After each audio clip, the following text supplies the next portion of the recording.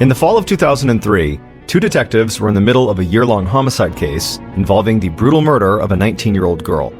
And for the first time, they finally felt like they had a viable suspect. However, when they pulled up to this suspect's house to conduct a second interview, the detectives quickly realized the house was abandoned and their suspect had just disappeared. And when they tried to track the suspect down, they discovered something totally bizarre that would turn their case on its head. But before we get into that story, if you're a fan of the strange, dark, and mysterious delivered in story format, then you've come to the right podcast, because that's all we do, and we upload twice a week, once on Monday and once on Thursday. So if that's of interest to you, please bring the follow button to a fancy art auction, and then when the bidding gets absurdly high, shock them with a taser so they wave their paddle by accident, thereby placing a bid, forcing them to buy a painting they can't afford. Okay, let's get into today's story.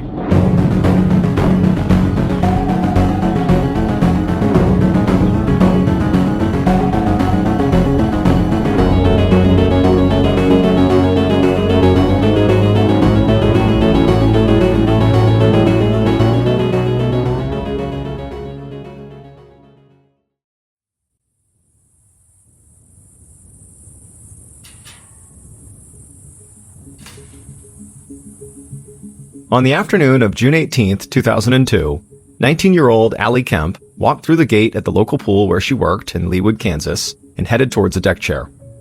Allie had on a pair of shorts and a t-shirt, and she had a backpack slung over her shoulder. She also had a huge smile on her face because her boyfriend, Phil Howes, was sitting in the chair that she was approaching.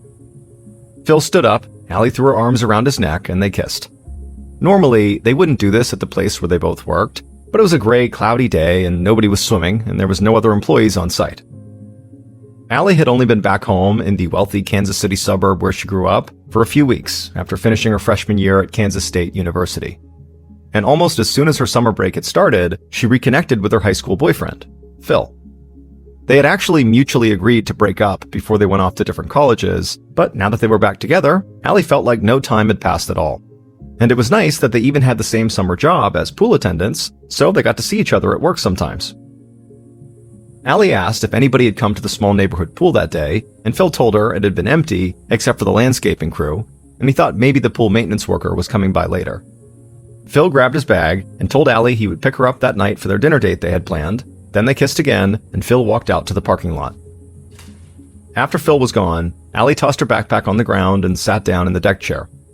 She stared out across the empty pool and saw the landscaping crew trimming some trees on the other side of a low fence. They looked her way and smiled.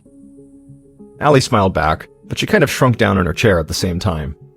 Being alone at the pool near a group of men she didn't know made her feel sort of uncomfortable. But the landscaping crew quickly seemed to forget about her and get back to their work, and Allie sort of forgot about them. Since there was literally nobody at the pool, Allie decided she would do something for herself. She opened up her backpack and pulled out a few brochures for different educational opportunities she had for her upcoming sophomore year. At college, Allie got really good grades, she was a student athlete, and was involved in multiple university clubs. In fact, she had been such an exemplary freshman at Kansas State that she had been invited by the U.S. State Department to join a group of 60 students from across the country who would study abroad and learn about diplomacy and American foreign policy. Allie knew it was a huge deal that she'd been asked to join this program, and she would have immediately jumped at the chance, but she also had another great offer. Her church group had asked her to join them on a study abroad trip to Russia, where she would work directly with young people in need, which was something she thought was extremely important. Both opportunities sounded incredible. Allie still couldn't make up her mind on which one she wanted to take, but either way, she knew she wanted to travel and experience other cultures. Allie had loved growing up in Leawood, and she enjoyed going to college not too far away, but she was ready to get out of Kansas for a while to see what the rest of the world had to offer.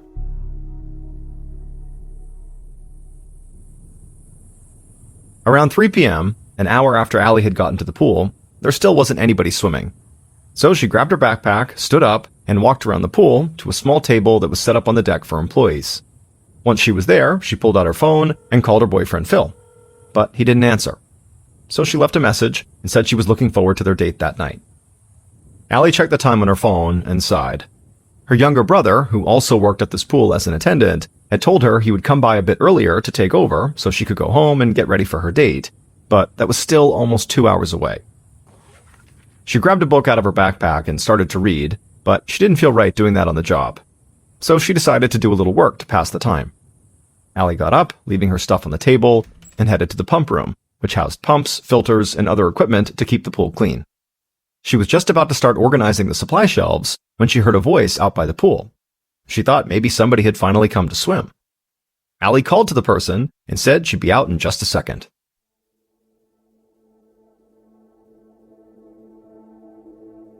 About 2 hours later, at 5 p.m., Allie's younger brother opened the gate to the pool, expecting to see his sister. But the pool was completely empty. He called out for Allie, but she didn't respond. He walked to the restrooms, knocked on the doors, and called for her again, but there still wasn't any reply. This was really weird. His big sister would never just duck out of her shift early. He waited for a little while, thinking maybe Allie had just run across the street for some food or something, but when another several minutes passed and Allie still didn't show up, he started to feel a bit worried. Allie's brother grabbed his phone and called his sister, but Allie didn't answer. And so he dialed another number, his father's number, and when his dad heard what was going on, he said he'd be right over.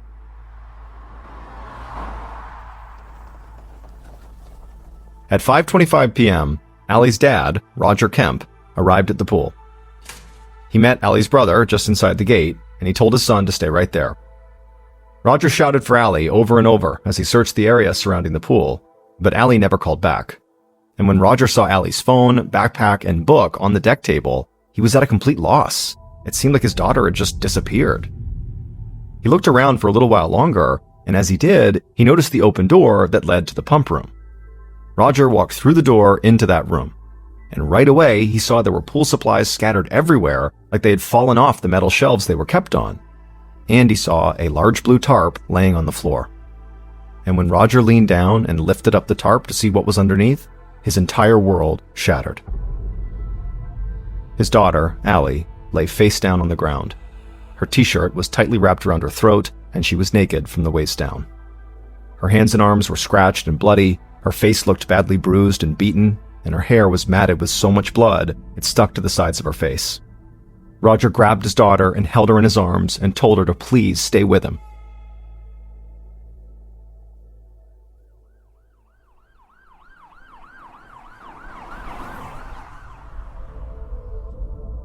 That evening, Sergeant Scott Hansen and Detective Joe Langer of the Leawood Police Department arrived at the neighborhood pool. They were still in shock from the call they'd gotten earlier from dispatch. A young woman had been brutally attacked at this pool, and she had been rushed to the hospital, but pronounced dead soon after. Violent crime in Leawood was rare, but a murder like this was just completely foreign to them. Hansen and Langer walked through the gate, and they quickly met a couple of uniformed police officers who led them around the pool to the crime scene. The door to the pump room was still open, and before they even walked in, the detectives saw pool supplies scattered everywhere, and a pool of blood on the floor near a blue tarp. The detectives put on their gloves and stepped into the room. Both men were known to be extremely calm and methodical, almost clinical when they conducted an investigation. But imagining what Allie must have gone through in this room made it impossible for them to hide their anger. They were part of this community, and they couldn't believe that something this horrific had happened to a young woman from their town.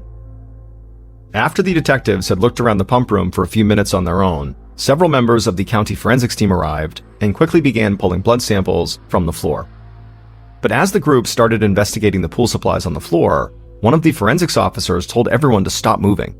He pointed to a small, white object on the ground, and he didn't want anyone to accidentally step on it or kick it.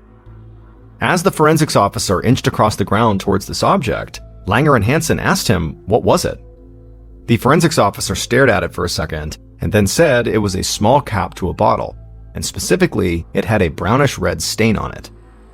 The other officers continued to scan the floor.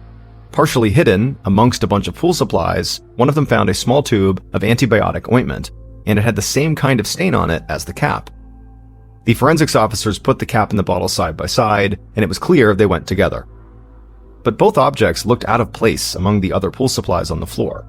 However, Detective Langer noticed an open first aid kit on a shelf, and he thought it might have come from there. But regardless, all the investigators felt sure that the brownish-red stains on the cap and on the tube were blood. So one of the forensics officers bagged the tube and the cap as evidence. While the forensics team continued their work in the pump room, The detectives walked back outside and made their way towards the pool. They immediately saw that the arrival of the police had already drawn a lot of attention. 2 uniformed officers were doing everything they could to keep a large and growing group of bystanders on the other side of the gate. The detectives headed over to the crowd, and with the help of the uniformed officer, they took down names and statements from everyone who was there who claimed to have been near the pool that day. One person in this group was the man who actually managed the pool, and he gave the detectives the name of employees and others who occasionally worked on site. Members of that landscaping crew were also in the group, and a couple of them said that the only strange thing they had noticed that afternoon was that somebody had been laying on their car horn in the parking lot, just honking over and over again. Also, one of the landscapers added that Allie did not appear to be the first pool employee to arrive that day.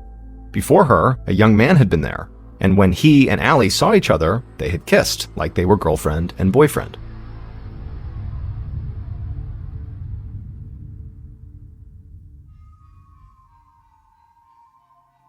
Later that evening, Detectives Langer and Hansen sat together in a cramped interview room in the police station.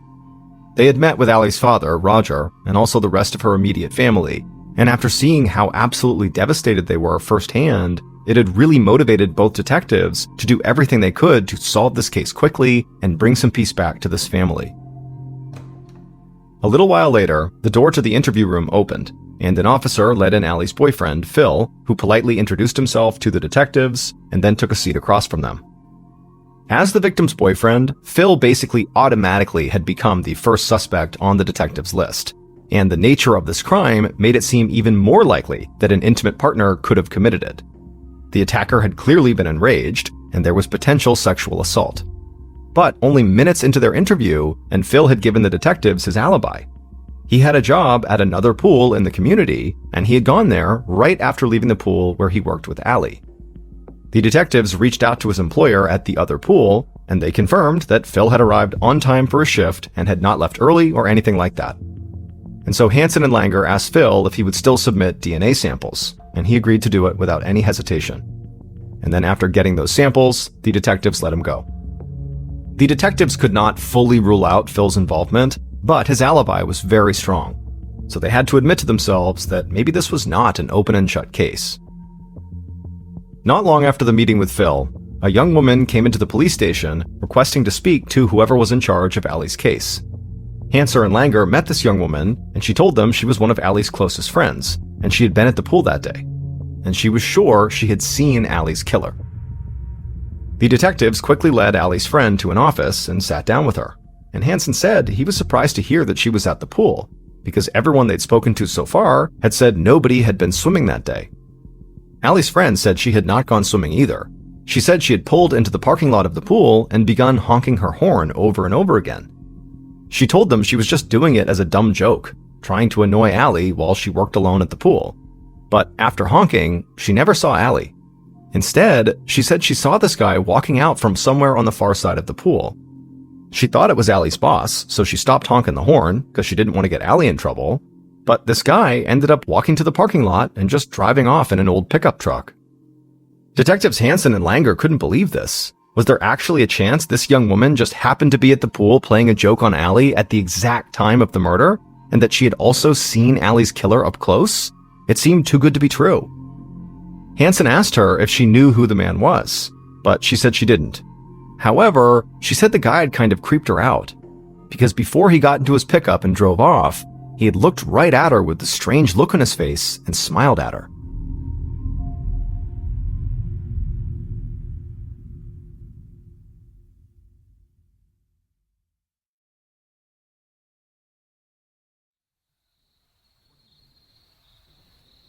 As midnight approached on June 18, 2002, about 6 hours after Allie's body had been discovered, her dad Roger walked into the University of Kansas City Medical Center and approached the morgue. He knew this was where his daughter's body had been taken for an autopsy the next day. Roger found an employee and told her he'd be staying there that night. The employee was confused and said they weren't really set up for visitors. Roger said he understood, but he couldn't bear the idea that his daughter was all alone. The employee nodded and said he could stay if he wanted to. Roger thanked her, took a seat on a bench, and began his overnight vigil.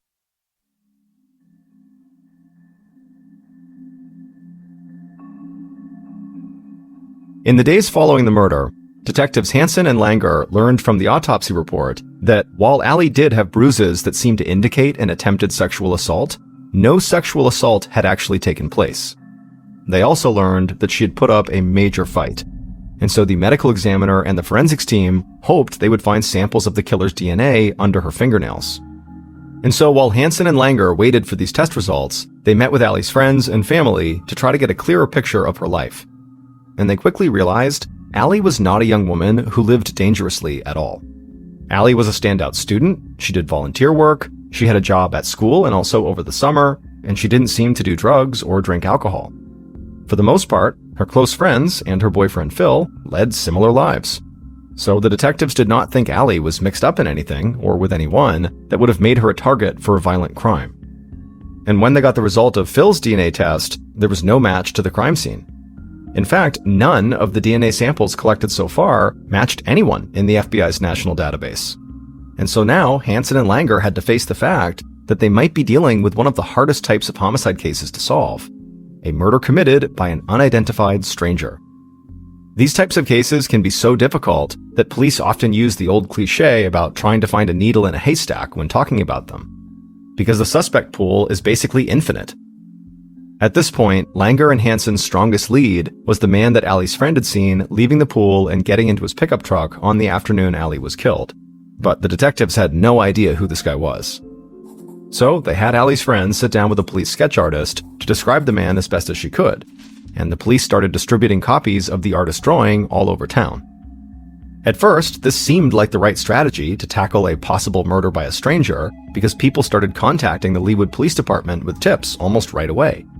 But this quickly proved to be overwhelming because the man in the drawing kind of looked like a lot of people. He was white, in his late 20s or early 30s, a little overweight, and starting to lose his hair. And so detectives Hansen and Langer soon found themselves fielding calls from all over the county. But most of these leads fizzled out almost immediately. At one point, weeks after the murder, the tips got so out of control in Leawood that people were approaching Hansen, Langer, and other members of the police force out in public just to claim that they were sure their brother-in-law or their cousin or some guy they saw was the person from the drawing. The investigative team got help from the county sheriff's department and other law enforcement agencies to try to pursue any viable lead, but none of these tips really seemed to go anywhere. And all of a sudden, months had gone by, and Langer and Hansen felt like despite chasing countless leads, they had basically made no headway in the case. And when 2002 came to an end, 6 months after Allie's murder, the detectives worried that the case was going cold and that they would soon be pulled off of it. On a morning in early February of 2003, so 8 months after Allie's murder, detectives Langer and Hansen were working together in Hansen's office when they got a message that Roger Kemp, Allie's father, was there to see them. Langer and Hansen had made a point to meet with Roger throughout the investigation, but they knew he had grown frustrated that no new evidence seemed to be coming in. Hansen went out to meet Roger, handed him a cup of coffee, and then led him back to the office. The detectives began by apologizing to Roger that they didn't have anything new to tell him, but Roger said he knew they were both doing everything they could. Still, though, he refused to just sit around and do nothing, and he understood as well as the detectives that if things didn't change soon, Allie's murder investigation would become a cold case. And so Roger said he had an idea that he wanted to run by the detectives, something he thought would help get the public thinking about Allie's case again. He wanted to put the sketch of the man Allie's friend had seen on some huge billboards in town and maybe out on the highway. He said he also wanted to offer a $50,000 reward for anyone who provided a tip that led police to Allie's killer. Roger said he would pay half, and he believed he could get the city to provide the other half. Hansen and Langer discussed it for a second. At the time, using billboards in a murder investigation was a radical idea. Police generally used billboards to help in missing person cases, but Langer and Hansen had never heard of using billboards to showcase a potential murder suspect. Still, they knew they did need to jumpstart the investigation, and this would definitely get people thinking about Allie again. And really, they were not about to tell Roger he couldn't do something that might help bring him and his family some kind of closure. A few days after this meeting, the first billboard featuring the drawing of the potential suspect went up in Leawood, and it would soon be followed by 3 more billboards. And almost right away, tips started coming into the police station again. and just like the last time this happened, it got overwhelming. But Langer and Hansen felt energized that the investigation had sort of gotten back on its feet. And so the detectives and their team methodically followed up on any leads that came in. Then, on June 18th, 2003, which happened to be the 1-year anniversary of Allie's death, they got a tip that felt huge. Someone who had seen one of the billboards called the tip line to say the guy in the drawing looked exactly like someone he knew, a man named Ted Hoover. And when Langer and Hansen heard this name, it immediately rang a bell. And so they dug through Allie's case file, and they came back to the notes they had taken from the very first day of the murder investigation. And that's when they saw Ted's name. He was the owner of a local pool maintenance company. Detectives Langer and Hansen didn't waste any time. They got Ted's address, headed out to their car, and drove across town. And when they arrived at Ted's house, they saw an old pickup truck parked in the driveway. It didn't exactly fit Allie's friend's description of the truck she had seen in the pool parking lot, but the detectives knew witnesses didn't always get all the details right, especially if they were uncomfortable or creeped out like Allie's friend had said she'd been. Langer and Hansen felt like, for the first time in this investigation, they might finally have the killer in their sights. Both men stayed completely calm as they approached the front door. They needed Ted to talk, so they didn't want to frighten him in any way. Hansen knocked on the door, and a few seconds later, a man answered. And this man looked remarkably similar to the sketch the detectives have been staring at every day for the past year. But the detectives didn't give off any signal that they thought that. Instead, they introduced themselves and asked the man if his name was Ted Hoover. He said it was, and so the detectives asked him if they could come inside and ask him a few questions about the young woman who had been killed at the public pool a year earlier. Ted, who seemed as calm as the detectives, said sure, and he led them inside. The three men sat down in the front room of the house, and Detective Langer started things off by telling Ted that somebody had called the tip line and pointed to him. And so Langer wanted to know if Ted had been anywhere near the pool where Allie worked on the day that she was killed. Ted remained totally calm. He said he was not surprised he'd come up on the tip line. He'd seen the billboards, and he knew he kind of looked like the man in the drawing. He also said he had not done any work on the pool where Allie worked, but he did have a lot of clients around the area, so there was a chance he could have been maybe nearby that day, but he wasn't sure, and he wasn't great about keeping records of exactly what he did every single day. The detectives looked at each other. This all seemed way too convenient. So Langer asked if Ted had ever met Allie Kemp, either at the pool where she worked or somewhere else in town. And Ted shook his head. He said he didn't know her, and he definitely did not have anything to do with her death. The detective spoke to Ted for a bit longer, and he was very cooperative throughout the entire interview. However, he couldn't provide them with any kind of solid alibi. And so at some point, Langer asked Ted if he would submit a DNA sample, just so they could cross him off the list. And at that point, the calm look on Ted's face completely disappeared, and he started acting very nervous. Ted must have noticed right away the vibe he was giving off, because he quickly told the detectives that his nervousness had nothing to do with the case. He just didn't like the idea of his DNA being part of some kind of national database. That just didn't sit right with him. The detectives tried to assure Ted that his sample would only be used to help with this particular case, but Ted said he didn't want anything to do with it, and he would need to speak with a lawyer. By the time Langer and Hansen left Ted's house, they were confident they had just found Allie's killer. His appearance alone had already been pretty solid evidence. I mean, he looked exactly like the sketch. But also, the detectives just didn't buy his paranoia around the national database thing. They figured the real reason he was afraid to give a DNA sample was because he knew the results would incriminate him. Since Ted did not voluntarily give up a DNA sample, the detectives would have to find enough evidence pointing to him that would enable them to secure a warrant so they could demand Ted to provide a DNA sample. And they knew if Ted really was lawyering up, their case would need to be airtight just to get that warrant. So, over the next several weeks, the detectives tried to find any proof they could that Ted had been at the pool on the day Allie got murdered. They got back in touch with the landscaping crew, Allie's boyfriend, and anyone else they thought might have seen him, but they didn't have any luck. Langer and Hansen refused to give up on this lead, though. It was the first time in over a year that they believed they were close to solving the case. So they dug deeper into Ted Hoover's background, hoping to find anything that might give them a clue. And they ended up finding something that completely blew their minds. because according to multiple government documents, Ted Hoover had been dead for over a decade.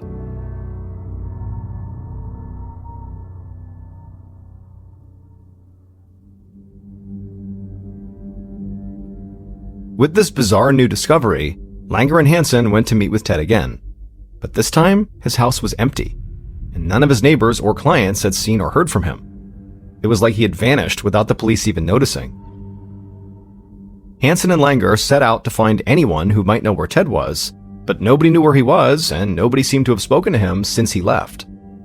And the detectives knew that trying to locate a man who'd supposedly been dead for years and had seemingly just disappeared into thin air seemed like an impossible task. But the detectives caught a huge break when a couple of people who knew Ted said that before he disappeared, he had been dating a woman named Lara Barr.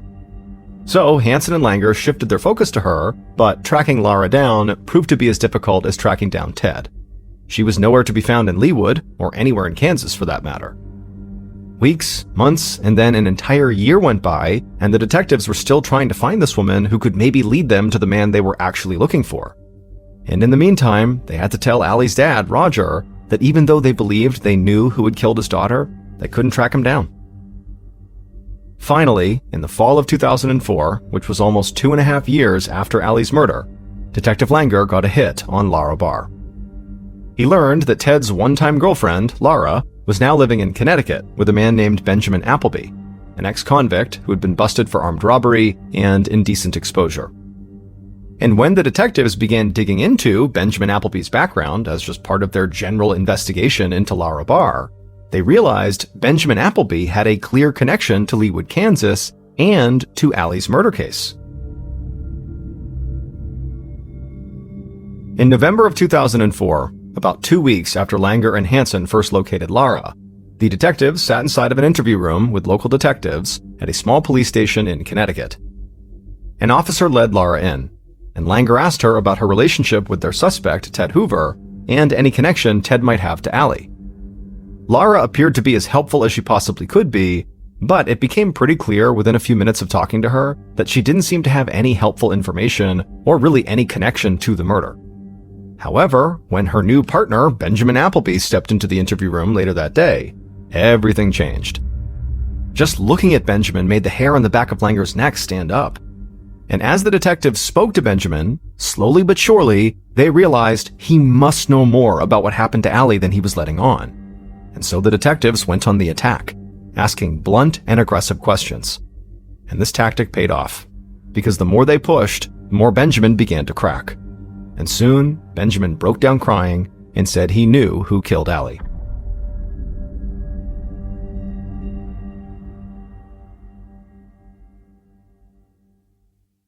Based on Benjamin's interview, DNA testing, and evidence collected over the course of the investigation, this is what police believe happened to Allie Kemp on the afternoon of June 18, 2002.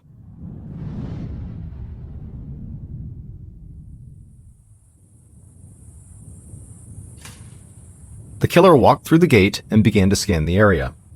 They saw the pool was completely empty, and that the landscaping crew that had been working nearby had moved far enough away that the killer could remain out of their sight. The killer walked around the pool towards the pump room and then said out loud, "Is anybody here?" Even though the killer had clearly watched Allie from the parking lot and seen her walk that way, so they knew she was over here. And a moment later, Allie called out from the pump room that she'd be out in a second, and when the killer heard that, they felt a rush.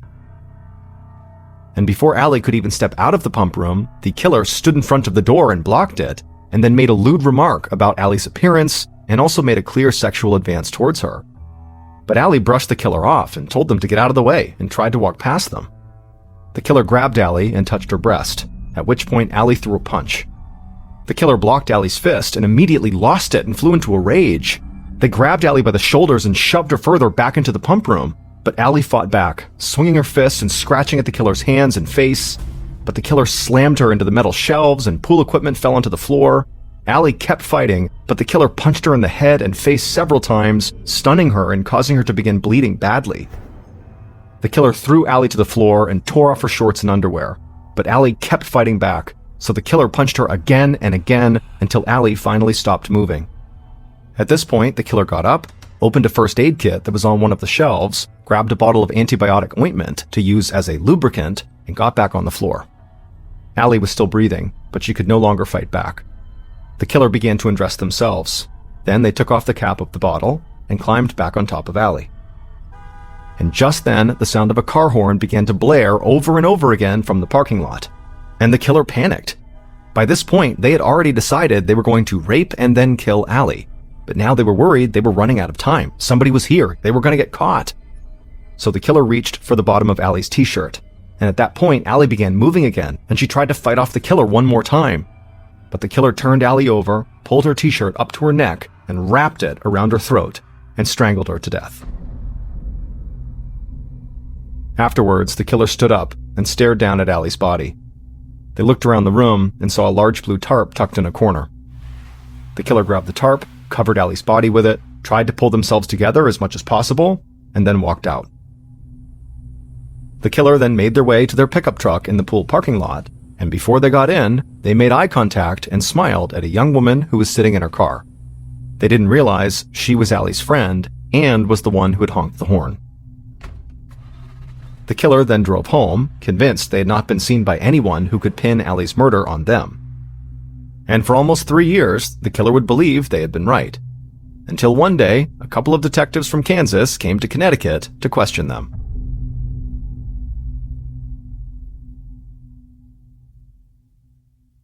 It would turn out Benjamin Appleby, the man who was Laura's new partner living in Connecticut with her, murdered Allie. However, that was not remotely the whole story, because it turned out Benjamin Appleby was also Ted Hoover, the pool maintenance worker and the investigator's prime suspect.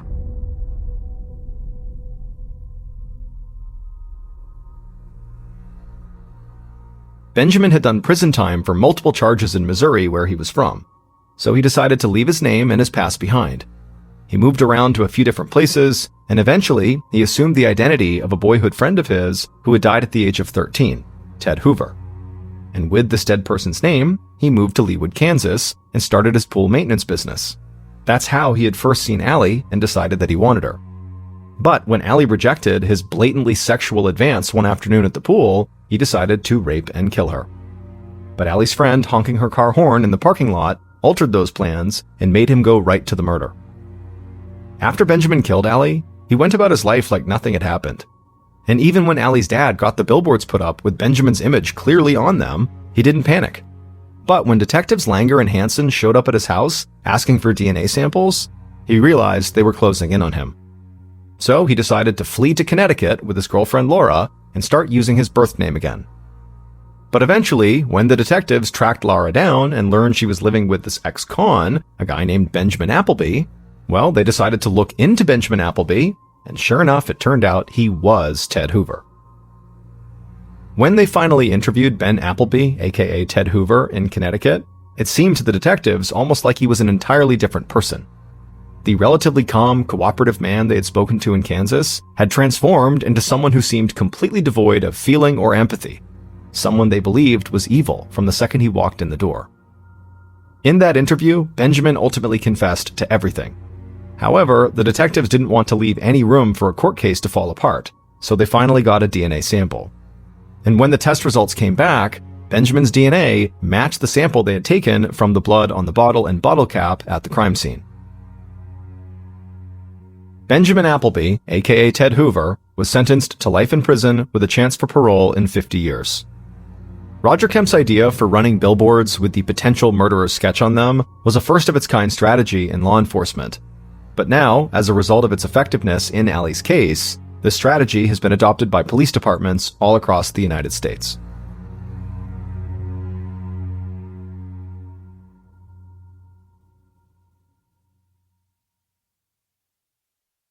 A quick note about our stories: they are all based on true events, but we sometimes use pseudonyms to protect the people involved, and some details are fictionalized for dramatic purposes.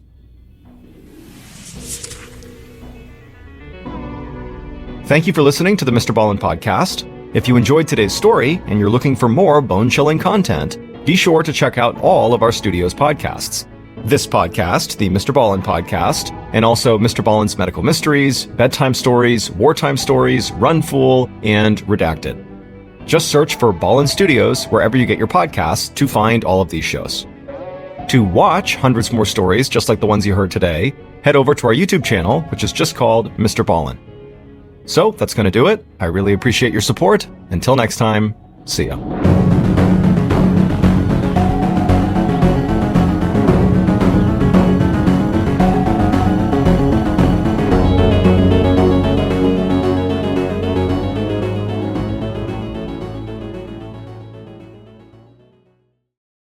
In the early morning hours of Saturday, October 30th, 2004, a man walked out of his suburban Virginia home and started walking down his driveway to get the newspaper. This was one of the man's favorite times of the day, when just for a few minutes, it felt like he was the only person in the world who was outside. It was like everybody else was still sleeping. However, that morning, he was wrong. He was not alone. Someone was hiding nearby, and they were watching him and waiting for the perfect moment to pounce.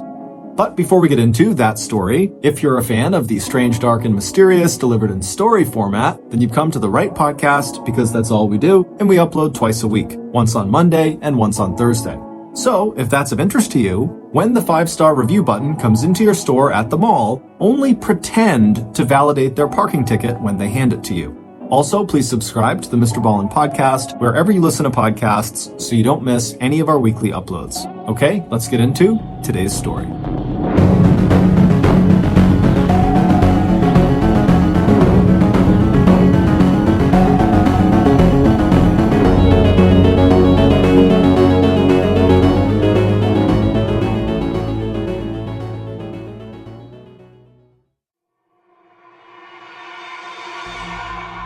"52-year-old Fred Ballen watched with pride as his 3 children filed ahead of him into Temple Beth Ahaba's Friday evening service.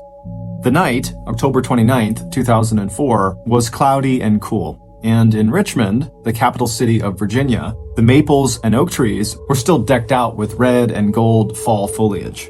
Even in the twilight darkness, the autumn colors glowed around the synagogue, the oldest Jewish house of worship in the city of almost 200,000 residents. Just the sight of Beth Ahaba and the graceful columns that fronted the stone and brick building always made Fred feel better, a little less anxious and a little less worried.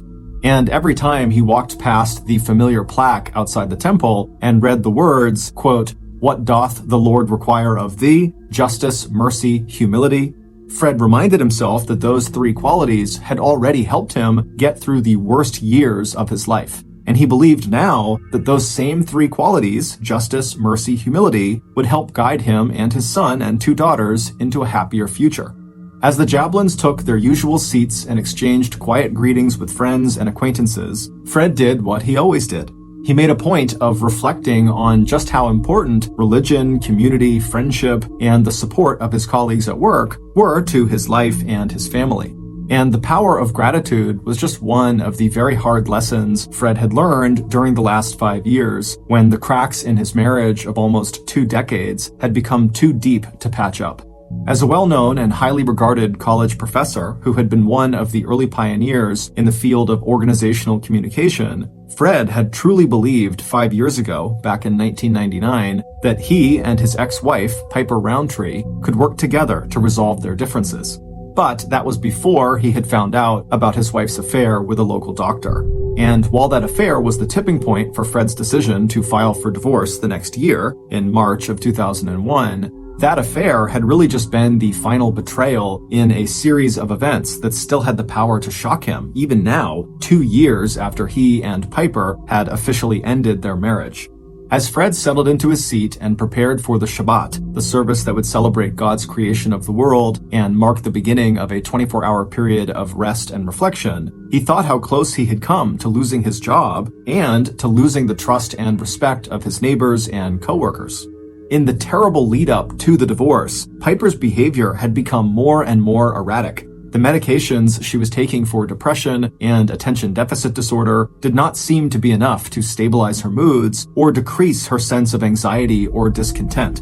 But it wasn't until Piper began calling police and reporting that Fred was physically abusing her and accusing him of trying to drug her that Fred had finally understood just how broken their relationship really was. By then, they had already tried marriage counseling, and Piper had moved out of their family house several times to stay with her best friend in Richmond. But even then, somehow Piper and Fred had still managed to limp along, despite the difficulty Piper had in holding a job, despite the fact that she had a law degree, and her increasing unreliability in caring for the kids, even after she chose to stay at home rather than work outside of the house. But then came the afternoon 4 years ago when police arrived at the University of Richmond, where Fred had a tenured teaching position.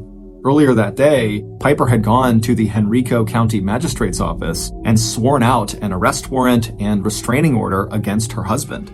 Of course, it hadn't always been that way. Back when Fred, an up-and-coming professor, and Piper, a student in her final year, met back in 1981 at the University of Texas in Austin, they seemed to have exactly nothing in common. And when Fred, who was 8 years older than Piper, first met Piper through another professor, Fred did not even recognize her as one of the many students who had attended one of Fred's classes the year before. While 21-year-old Piper was one of 5 children from an old Texas family that had lived in Harlingen, a small town just 30 miles north of the Mexico border, 29-year-old Fred was one of 2 brothers who were born and raised in a mostly Jewish working-class neighborhood just 20 miles east of New York City. While Piper was hands down beautiful, with her dark hair and dark eyes and petite but athletic build, Fred was thin and balding and completely average looking, except for the intelligent eyes and the playful grin that clued people in to his wry and entertaining sense of humor. And their outlook on the world turned out to be just as different as their appearances. Fred was a great believer in rational thinking, and where he viewed the world in terms of black and white and took great comfort in set routines, Piper was a free spirit who loved to paint and who would, over time, fill the couple's house with adopted and rescued animals, from birds to a pet ferret. But 2 years after their first meeting, Fred and Piper were married, and over the next 6 years, Piper would eventually get her law degree, cycle in and out of 2 jobs, and then give birth to their oldest child, their daughter Jocelyn. Their son Paxton would arrive 3 years later, and their youngest, Callie, would arrive 3 years after that. And for a long time, it seemed like Fred and Piper's differences actually brought out the best in each of them. Fred became less rigid in his thinking, and Piper seemed to blossom in the light of Fred's affection and devotion to her and the children. But over time, the charm of their opposite personalities seemed to wear very thin. Fred was never a big fan of Piper's family and took to skipping Piper's family reunions. For her part, Piper didn't really connect with Fred's family either, and when his parents died, she opted not to go to either of their funerals. But when Fred got the job offer from the University of Richmond, which came with a $30,000 a year bump in pay, both Piper and Fred agreed that, financially at least, the move from Texas to Virginia made all kinds of sense for their family. The extra money meant that Piper did not have to worry about working if she didn't want to, and she could hire a cleaning service to take care of the house, along with a nanny who could help with the kids. And at first, Fred was sure that the move had given all of them a fresh start. But by 1995, 12 years after they had gotten married, and just 1 year after their move from Texas to Virginia, Fred and Piper were seeing a marriage counselor. Piper was just not able to pass the Virginia bar exam. That's the test that would have allowed her to practice law in Virginia. And even though she had been reluctant to leave her close-knit family in Texas, Piper was not prepared for just how much she missed her mother and siblings. Particularly her older sister Tina, who had always been available to help babysit the kids and to take Piper's side in any of the complaints Piper had about Fred. Prone to postpartum depression, the arrival of the Roundtree Jablin's third baby a year after the move to Virginia seemed to send Piper into a tailspin. But even therapy, both marriage counseling and private therapy with a psychiatrist, did not stop Piper from racking up nearly $52,000 in credit card debt, any more than it would reverse the couple's slide into divorce a few years later. But still, nothing in those rocky years could have prepared Fred for that afternoon when Piper had orchestrated his arrest on that charge of domestic violence. Even now, sitting inside the place of worship he had returned to after the divorce, Fred could feel the shame and stunned surprise he felt as he left his office under police escort, hearing the whispers of students and seeing the shock on the faces of his colleagues. But maybe that was exactly what Fred had needed in order to accept that he and his children were probably better off without Piper. So, immediately after being released from the police station that day, Fred had obeyed the terms of the restraining order and kept his distance from Piper by moving into a motel not far from Richmond University, but he also wasted no time in hiring an attorney, and 1 month later, Fred appeared in juvenile court and argued successfully that the Roundtree-Jablin children were not safe with Piper. And when the judge examined the evidence of Piper's erratic behavior, the times when she had simply forgotten to pick the children up from school or other activities, and the complete lack of evidence that Piper was a victim of domestic violence, the judge granted Fred temporary custody of Jocelyn, Paxton, and Callie. Until that moment, Fred had believed that the love he and Piper shared for their 3 kids might be enough of a foundation for them to have a civil divorce. Instead, the children became the battlefield for a bitter custody fight. In the end, the court had not believed any of Piper's charges of abuse, and when Fred had filed for divorce, he did so on the grounds that Piper had been unfaithful. He had cited Piper's affair with their oldest daughter's doctor, although it would turn out that there had been other men too, maybe even going back to the mid-1990s. And there was nothing quick or easy about how they reached a settlement. Piper had repeatedly asked for delays in the divorce proceedings until finally, in 2002, almost a year to the date after Fred had filed for the divorce, when Piper did not show up for a hearing on finances and custody, the judge went ahead and made a final ruling without her. And that ruling would turn out to be absolutely devastating for the one-time stay-at-home mom, because on all fronts, Piper would wind up losing. According to that judgment, Fred, whose money had been used to purchase their house in Texas and their house in Virginia, and whose retirement account was much larger than Piper's, would get nearly all the couple's property and liquid assets. But it was the judgment on custody that would completely sever the bond between the parents, because when Fred would eventually press for full legal and physical custody, the court sided with him. That meant that Piper would need to go through Fred to make any and all arrangements to visit their 3 kids. And as far as support payments went, citing Piper's potential as an attorney to out-earn Fred's own salary as a professor, the court also agreed that Fred no longer needed to pay Piper support money, and that going forward, it was Piper who would need to get a job and pay Fred $890 in child support every month. Fred had had no illusions that Piper would actually make those payments, at least not on a monthly basis. And he was right. Piper had tried twice to declare bankruptcy as a way of setting aside the whole divorce decree until a federal bankruptcy court actually prevented her from filing a 3rd time. But Piper's new financial obligations did mean that in order to practice law, she would need to move 1,200 miles away back to Texas, where she had passed that state's bar exam and could practice law. But even though Piper had been the loser in the battle over custody, she had found ways to strike back at Fred. And when it came to revenge, Piper had a lot of help from her sister Tina. And just thinking of Tina made Fred's body tense. Immediately following the court ruling on child support and custody, Tina had written a 43-page so-called psychological profile of Fred. A nurse practitioner who ran her own women's healthcare clinic, Tina was not a licensed mental health professional, but that did not stop her from attacking every aspect of Fred's character, personality, and temperament. In the report, Tina accused Fred of physical and sexual assault, drug abuse, and various personality disorders. She also warned parents that any child or minor that Fred had contact with was at risk of being psychologically abused. Describing the report as a, quote, court document, so it sounded very official, Piper then emailed her sister's denunciation of Fred to his coworkers and university administration, as well as to members of the Parent-Teachers Association at the schools the children all went to, and to the leaders of the scout clubs the kids attended, and to the list of friends and acquaintances Fred and Piper had once shared. During that especially dark period, when the divorce and the pain was so raw that Fred questioned if life could ever seem normal again, he had wondered who hated him more, his ex-wife Piper or his ex-sister-in-law Tina. Just the thought of that question made Fred doubly relieved that he had changed his will just this last year so that in the event of his death, custody of his kids, along with the control over the financial assets his kids would inherit, would go to his brother, Michael, who lived with his wife and their 2 kids in Northern Virginia.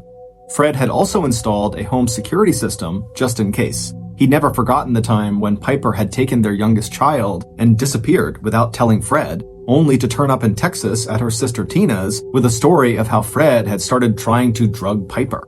In fact, it had been the other way around. After Fred and Piper split, Fred had learned from a neighbor that Piper had confessed to spiking Fred's morning coffee with the antidepressant Prozac. Fred was suddenly brought back to the present by a gentle nudge from his 15-year-old daughter, Jocelyn, and he realized with a start that he had spent the last several minutes just going through the motions of the Friday evening service. He thought again of the plaque outside the temple, that what the Lord asked of him was justice, mercy, and humility. Fred was self-aware enough to know that when he and Piper divorced 2 years ago, he was thinking more of justice than he was of mercy or humility. But now, 2 years after the divorce agreement was signed, it seemed like both he and Piper had reached a much better place, both as a divorced couple and as individuals. It had taken Fred a while, but he had grown into his all-consuming role as single dad, and all 3 kids were doing exceptionally well. He loved taking the kids to their after-school and summer activities. They had become close to their uncle, Fred's brother Michael, and just 5 months earlier, Fred had ventured out into the dating world and had begun a promising relationship with another single parent, a down-to-earth woman named Charlene. As for Piper, she had begun dating soon after returning to Texas, where she now lived in Houston, very close to her sister Tina. Piper had her own small law practice, but made most of her income doing research into land titles. It was steady work that did not require a law degree, and it paid well enough that she had been able to afford a house of her own, a new black Liberty Jeep, and a lifestyle that seemed comfortable and secure. Even though Piper was often behind on child support, Fred was accommodating about any plans Piper could make to see their kids.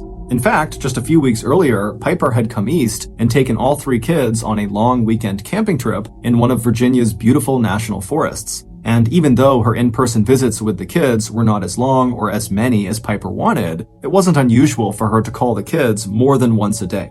Maybe, Fred thought as he gave Jocelyn a nudge back to show her he was paying attention again, maybe he and Piper both were ready to practice mercy and humility. Back at the Ballen house on Hearthglow Lane, Fred pulled into the driveway of the detached 2-car garage. A moment later, the children piled out of the Ford Explorer and made their way inside the handsome brick and wood 2-story house set on a slight rise and surrounded by stately trees. Halloween had always been Fred's favorite holiday, and he and the kids had bagged up most of the fallen leaves and stuffed them into leaf bags that were the shape and color of carved orange pumpkins. Throughout the quiet and affluent subdivision, with its neat green and white welcome sign that read Kingsley, homemade scarecrows and ghosts made out of white sheets watched over the comfortable homes, all set back from the road, some with living rooms and kitchen lights shining through the windows.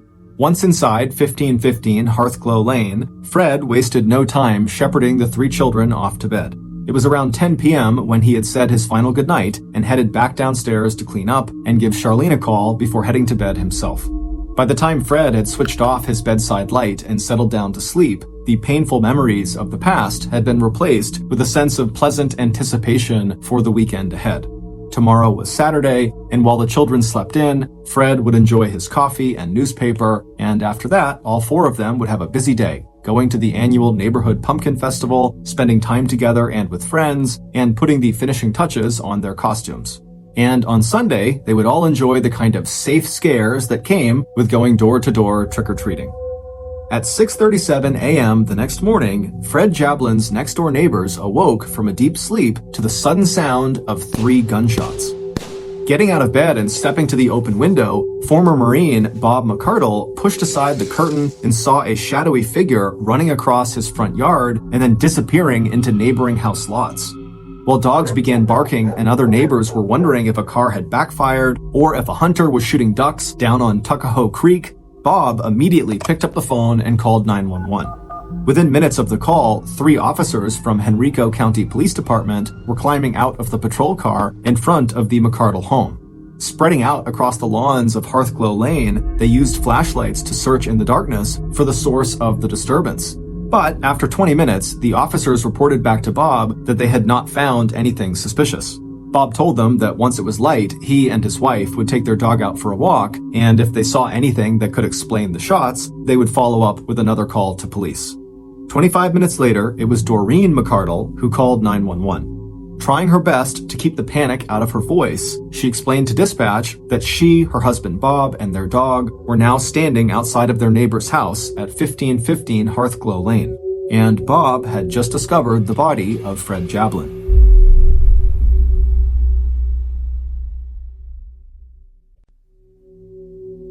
The single dad and prominent Richmond University professor was lying in his driveway alongside the family car, his body stretched out on a thin carpet of blood-soaked leaves. This time, Henrico police responded with a flood of emergency and medical personnel, and within minutes, the quiet neighborhood was alive with flashing lights and sirens. But their response was too late. Fred Jablin was dead. Even as officers strung yellow crime scene tape around the half-acre lot of the Jablin home, a SWAT team had entered the house to make sure the murderer was not inside, and if necessary to rescue the 3 sleeping children. But the house was empty except for Fred's kids. As Jocelyn was escorted out the back door so she would not see her father's body lying in the driveway, the 15-year-old turned to the police officer at her side, and she asked him to please make sure her brother, sister, and father got out. By 8:30 a.m. that Saturday morning, Henrico County homicide investigator Kobe Kelly had arrived on the scene and pushed the investigation into high gear. A 4-year veteran of the police force, the 6-foot 2-inch-tall detective was just 32 years old, but he had a well-deserved reputation for professionalism and for getting results.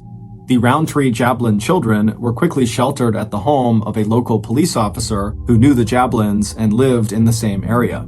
A special victims unit was on its way to help break the terrible news of their father's death and to find out what the children may have heard or seen that morning. Detective Kelly's initial examination of both the outside crime scene and the inside of the house showed no evidence that this had been a robbery gone wrong. There was no sign that anything had been taken. And unfortunately, the neighbor who had made the 911 call to police after hearing gunshots and seeing a figure run across his front lawn could not even identify whether that person had been a man or a woman. Hopefully, the crime scene techs, who were already there collecting any physical evidence and dusting for fingerprints, would be able to provide more information. But at first glance, it looked to Kelly like this had been a premeditated crime, planned by someone who must have known Fred Jablin's morning routine well enough to be lying in wait for him when he stepped outside in the dark that morning to pick up the newspaper that had been tossed onto his driveway. But even before Kelly heard back from the officers he'd sent out to knock on doors and collect information and search for the murder weapon, Kelly knew that there would be plenty of suspects in this case. The victim had been a high-profile college professor with a reputation for working closely with students, any one of whom might have harbored a grudge related to perhaps a failed thesis or maybe a bad grade. With that in mind, Detective Kelly also sent a team out to the University of Richmond, 6 miles east, to treat Fred's personal office as a crime scene and to interview faculty and students. The detective also started the process of obtaining search warrants, putting in a subpoena for any relevant phone records. But even as the investigator watched a crime scene tech carefully bag a copper-jacketed hollow-point bullet they'd found to the right of the body, Detective Kelly already had the name of the person he was most interested in talking to. In any homicide investigation, the most likely suspects are those with the closest and most intense relationships to the victim. And even though Fred Jablin's ex-wife, Piper Roundtree, lived 1,200 miles to the west in Houston, Texas, she was still number 1 on Detective Kelly's suspect list, especially when he heard from the first officers on the scene that Fred and Piper had gone through a very messy divorce just 2 years earlier, and that custody of the 3 kids was still an ongoing issue. By 10 a.m. that morning, the oldest of the Roundtree Jablin children had told police that she had heard a gunshot early that morning but had gone back to sleep. The younger 2 kids both told police that they had each had separate phone conversations with their mom the afternoon and evening before. She told them she was calling from Galveston, Texas, where she was researching a land title. She'd also told 12-year-old Paxton about a raccoon that was living under the porch of her house. Knowing that the first 48 hours of any investigation are often the most crucial, Detective Kelly was determined to check out every possible lead. And even though Piper had told her children she had called last night from Texas, Detective Kelly still ordered investigators to check for any passengers named Piper Roundtree who may have flown into Richmond from Houston, Texas over the last several days. By 2:30 p.m., Michael Ballen had been informed of his brother's death, and he and his wife were in their car traveling south to Richmond. And by 3:30 p.m., just 8 hours after the McCardles had discovered Fred's body and made their second 911 call, Detective Kelly had already caught a major break in the investigation. His investigators had in fact discovered that a passenger by the name of Roundtree had flown out of Virginia's Norfolk Airport just 3 hours earlier on a Southwest Airlines flight that was due to arrive back in Houston's Hobby Airport at 4:30 Houston time, which meant 5:30 Virginia time. But there was one problem. The passenger's first name was not Piper. Instead, it was a name Detective Kelly had not yet heard: Tina. Detective Kelly had already found a good picture of Piper Roundtree in one of her children's bedrooms, and the driver's license picture on file for the plane ticket his investigators had discovered was definitely a different person. Instead of dark brown hair, Tina Roundtree had shoulder-length blonde hair. Glancing at his watch and seeing he had 2 hours before the plane carrying Tina Roundtree was due to arrive at Hobby Airport in Houston, Detective Kelly rolled into action. Contacting police in Houston, he sent them pictures of both Piper and Tina Roundtree and asked them if they would go to Hobby Airport in time to locate a passenger getting off that Southwest Airlines flight who looked like either of the two women. But it would turn out that Detective Kelly was now in for a series of disappointments. Whoever that passenger named Tina Roundtree was, she had managed to disembark, collect her checked bags, and apparently leave the airport in Houston without being intercepted or recognized by Houston police.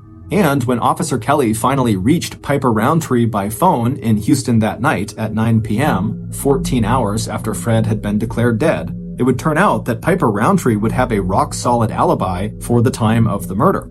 And after being informed by a friend in Richmond about Fred's murder that morning, the only thing Piper wanted to talk about now was where her children were, who was taking care of them, and how they were coping with this devastating news. By now, Detective Kelly had also been filled in on the identity of Tina Roundtree, Piper's older sister, who also lived in Houston.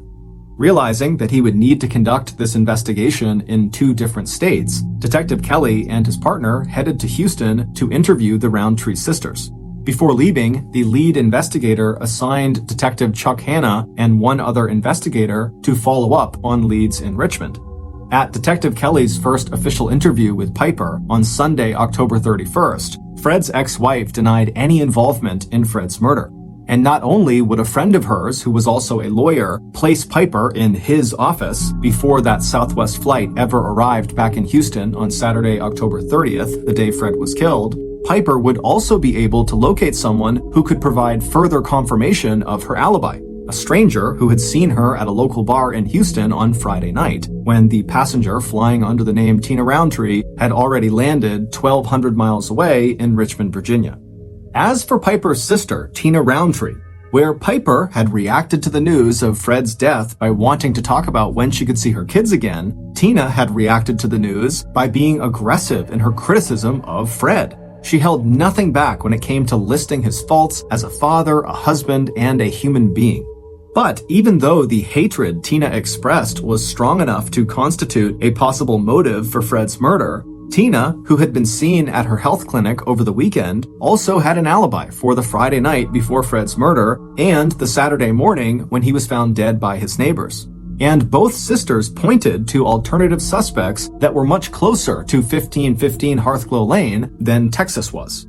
First on that list was Michael Ballen, the brother who stood to gain control of Fred's financial assets. And what about Fred's latest love interest? Had police interviewed Charlene yet? And finally, without providing any names, Piper also hinted darkly at enemies Fred had within the University of Richmond. And when Virginia investigators dug deeper into the money trail behind the passenger tickets belonging to the still unidentified person who traveled under the name Tina Roundtree, the case only got more confusing.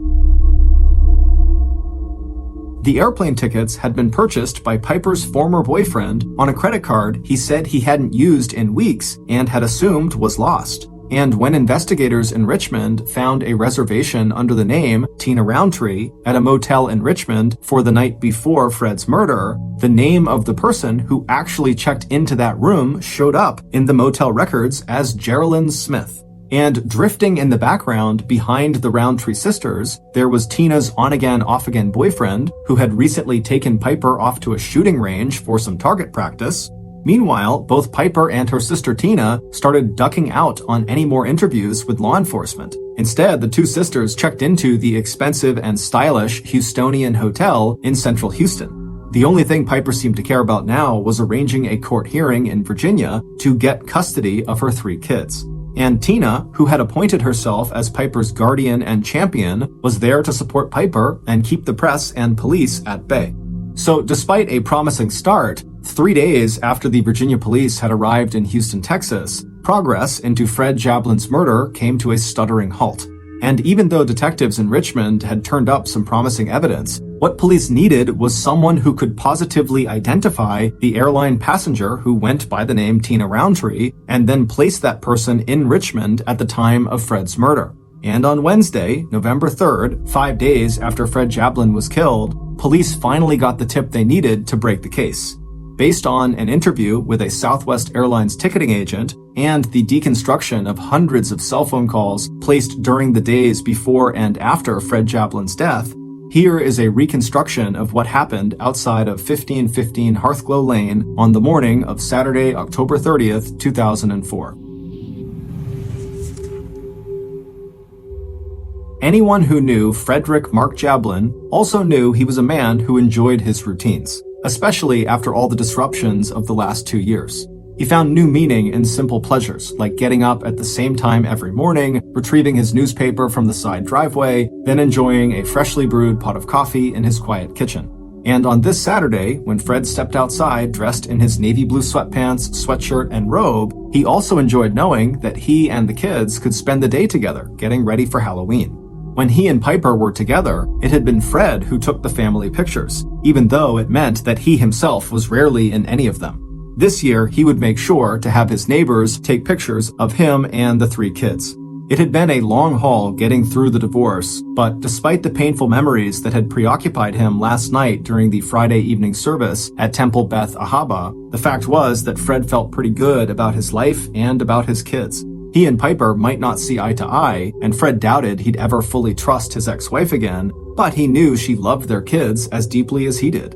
As Fred headed slowly for the driveway, he could see the tall trees that ringed the big backyard and feel the chill air on his face and ankles. This time tomorrow, daylight savings time would come to an end, and clocks would have been set back an hour. Instead of darkness, he'd be watching the sun rise. Still, he liked this feeling of being all alone, the only person awake and outside. Except that Fred was not alone. Standing quietly in the shadow on the far side of the garage, Fred's killer had felt their pulse quicken at the sound of the back door opening and then closing softly behind Fred.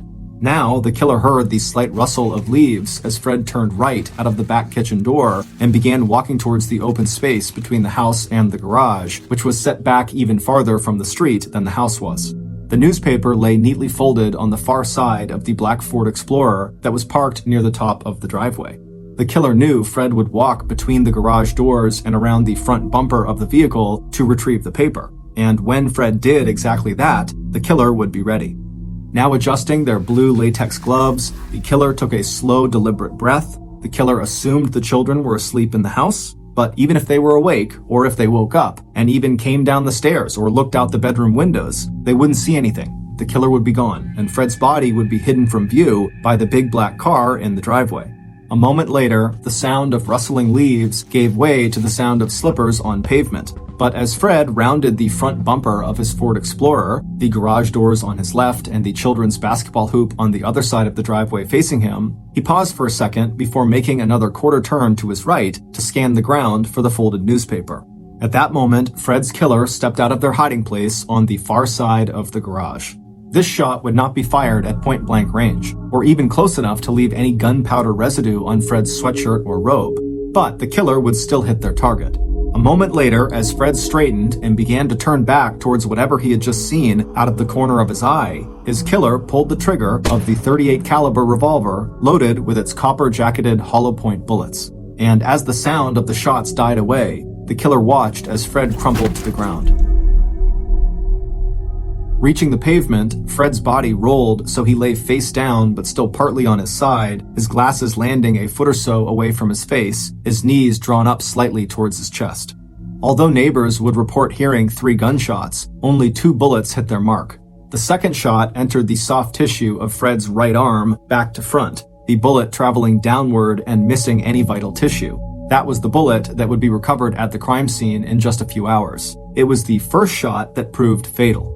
That type of bullet, designed to mushroom out upon impact so it did maximum internal damage, had entered from the back, striking Fred in the lower right side before ripping upward through his spleen, kidney, liver, diaphragm, and aorta, the main artery carrying blood away from the heart. By the time the first dogs in the neighborhood had started to bark, the killer was running across the neighbor's front lawn towards the darker shade of the trees that bordered each house lot. The medical examiner, who would later perform the autopsy on Fred's body, could not rule out the possibility that if Fred had been found immediately after that first 911 call at around 6:37 a.m., he might have survived his injuries. Still, the first medics on the scene an hour later had done everything they could. Despite not finding a pulse, they still turned Fred onto his back and cut away his shirt to inject heart-stimulating drugs and to perform CPR, but they were too late. Sometime between that first 911 call and the second 911 call more than an hour later, Fred had died of organ failure and massive internal bleeding. By the time police had covered Fred's body with a white sheet and escorted his terrified children out of the house, Fred's killer was already on the road, making the 2-hour drive south to Virginia's Norfolk International Airport. After returning their rented maroon minivan, Fred's killer made their way to the ticketing agent at Southwest Airlines. At 8:29 a.m., 2 hours after murdering Fred, the killer booked a flight first to Baltimore, 200 miles north, and then on from Baltimore to Houston, Texas. As Piper Roundtree handed the Southwest airline ticketing agent her sister Tina's ID and the ticket Piper had bought using the credit card that she'd taken from her boyfriend, Jerry Walters, she made a quick adjustment to the blonde wig she was wearing over her dark brown hair, and she also made sure her sunglasses completely covered her brown eyes. A few minutes later, when Piper sat down in the waiting area until it was time to board her 12:30 a.m. flight back to Houston, she pulled out her cell phone and scrolled through the long list of calls she had made since arriving in Richmond 2 days earlier, on Thursday, October 28th.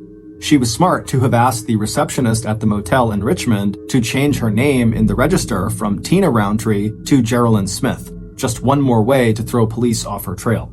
And when the police did come to question her, she could honestly tell them that things with Fred were so much better now than they had been 2 years ago. But for Piper, her camping vacation earlier in the month with the kids had finally shown her that getting along better with Fred still wasn't enough. The person her children really needed wasn't their father, it was her, their mother. And soon enough, they would have her, and only her. As Piper tucked Tina's driver's license back inside her wallet, Piper looked closely at the small picture of her sister. Tina was a little taller and heavier, her hair was blonde and her eyes were a bright blue, but when Piper wore the wig and dark glasses, all people saw were the similarities in the sisters' faces and expressions and that wide, Roundtree smile. But it would turn out that Piper's disguise, like her alibi, was not quite as good as she thought it was. 5 days after Piper Roundtree killed the father of her 3 kids, Detective Kelly from Virginia knew that in order to solve this murder investigation, he needed to get a positive ID on Southwest Airlines passenger Tina Roundtree. So, on the afternoon of Wednesday, November 3rd, the same day that hundreds of people were attending Fred Jablin's funeral service back in Richmond, the investigator made one more trip back to Hobby Airport in Houston. He tracked down the name of the Southwest airline agent who had checked Tina Roundtree's ticket and luggage on her flight from Houston out to Richmond 1 week earlier on Thursday, October 28th. When he met Kathy Molly, the big detective from Virginia showed her Tina Roundtree's airline ticket and asked Kathy if she could remember anything about the passenger. A moment later, Kathy handed the ticket back with a friendly smile. "Yeah, I remember," she told the investigator. Kathy went on to say that the passenger was a very attractive woman, nicely dressed, but there was something else Kathy remembered too.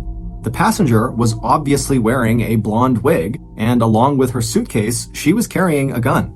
And when Detective Kelly showed Kathy the pictures he now carried with him everywhere, one of Tina Roundtree and one of Piper Roundtree, Kathy didn't even hesitate before tapping the photo of Piper. "That's her," Kathy said. "That's the woman who checked the gun." On Monday, November 8, 2004, 10 days after Fred was shot to death outside of his home on Hearthglow Lane, Henrico County Police charged his ex-wife, Piper Roundtree, with first-degree murder. Piper was arrested shortly after leaving a custody hearing in Virginia, at which Piper asked the court to grant her, and not Fred's brother Michael, custody of the 3 Roundtree-Jablin children. In addition to having been identified as the passenger traveling to and from Richmond under the name Tina Roundtree, Piper's cell phone records had also placed her in and around Richmond from Thursday, October 28th through the morning of Saturday, October 30th, the morning of Fred's death. Even though Piper claimed that she and her sister Tina often used one another's cell phones, the phone that Piper used on Friday evening, the night before Fred was killed, to call her son Paxton and tell him she was in Texas, was the same cell phone that had pinged off cell phone towers in Richmond to connect that call to Paxton's cell phone. As for Piper's alibis, it would turn out that after checking credit card receipts, the man who had placed Piper in the Volcano Bar in Houston on that Friday night before Fred's murder had made a mistake. It had been Saturday night, after Piper had returned from Richmond, that she was seen at that bar. And although Piper's friend and former law colleague would insist to Virginia investigators that he had talked to Piper in Houston midday on Saturday before that Southwest flight from Baltimore arrived in Houston, it turned out that he had made an earlier statement to a reporter saying that the first time he had seen Piper in nearly a year was the day after Fred's murder, Sunday, October 31st, when she would have already been back in Houston for nearly 24 hours. On Saturday, February 26, 2005, 1 year and 4 months after Fred was murdered, a Virginia jury spent less than 1 hour in deliberations before coming back with a guilty verdict in the trial of Piper Roundtree. Her defense attorney argued, unsuccessfully, that the real murderer was Piper's sister, Tina, and when Piper herself took the stand, she implied the same thing, while at the same time insisting to the end that she herself had absolutely nothing to do with Fred's murder. When asked point blank if she wanted the jury to think her sister Tina committed the murder, Piper replied, "I have no idea what happened." Piper would use that same refrain when she was asked how her cell phone had appeared in Virginia in the days before and on the day of Fred's murder, or why she decided to brush up on her shooting skills the week before Fred's death, or why she had used her boyfriend's credit card to purchase a blonde wig, or how her black Liberty Jeep had wound up in the parking lot at the Hobby Airport in Houston from Thursday, October 28th to Saturday, October 30th, Piper told the jury she either had no idea how those things could have happened, or that they were just meaningless coincidences that had nothing to do with Fred's murder. 2.5 months later, on May 7th, 2005, Piper was sentenced to life in prison. Her first request for parole in 2020 was denied. She will be eligible for parole again in 2033 when she will be 72 years old. On Friday, November 4th, 2005, days before Piper's trial for murder, Piper's sister, Tina, pled guilty in a Houston courtroom to a charge related to Fred Jablin's murder, attempted tampering of evidence. Tina was fined $300 and sentenced to 80 hours of community service. Tina died in 2020. In 2006, a Virginia court granted full custody of Fred and Piper's 3 children to Fred's brother, Michael Jablin. We'd like to say a special thanks to author Catherine Casey, whose book, Die, My Love, a true story of revenge, murder, and 2 Texas sisters, was our main source in creating this podcast. Because Piper Roundtree has never admitted any guilt or involvement in the murder of Fred Jablin, we relied on the prosecution's evidence and theory of motive to create our reconstruction of this crime. If you're interested in finding out more, please see our source list for additional background and information. Thank you for listening to the MrBallen podcast. If you got something out of this episode and you haven't done this already, when the 5-star review button comes into your store at the mall, only pretend to validate their parking ticket when they hand it to you. Also, please subscribe to the MrBallen podcast on Amazon Music, because starting November 1st of this year, 2022, our podcast is only going to be available on Amazon Music. However, from now until November 1st, you can still get the podcast on all platforms. This podcast airs every Monday and Thursday morning, but in the meantime, you can always watch one of the hundreds of stories we have posted on our main YouTube channel, which is just called MrBallen. We now have a registered 501c3 charitable organization called the MrBallen Foundation that makes it as easy as possible for you to join me, my family, and my team in supporting those whose lives have been most impacted by violent and heinous crimes. Monthly donors to the MrBallen Foundation Honor Them Society will receive free gifts and exclusive invites to special live events. But the real reward is helping to create a new ending to the story for victims of violent crime. Go to MrBallen.Foundation and click Get Involved to join the Honor Them Society today. If you want to get in touch with me, please follow me on any major social media platform and then send me a direct message. My username is just @MrBallen, and I really do read the majority of my DMs. Lastly, we have some really cool merchandise, so head on over to shopmrballen.com to have a look. So that's going to do it. I really appreciate your support. Until next time, see ya.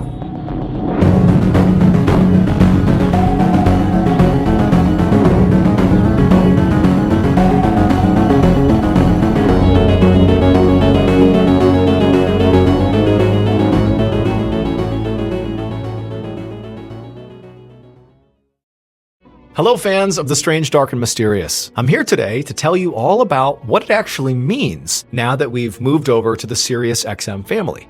Big picture, it means we are going to make more content for you. Right now, you get one YouTube video a week on Saturday. Well, what we're going to do now is we're going to have the Saturday upload be the same, but then also the MrBallen podcast. Well, we've begun already filming those episodes like a YouTube video. So that's a second piece of content every week.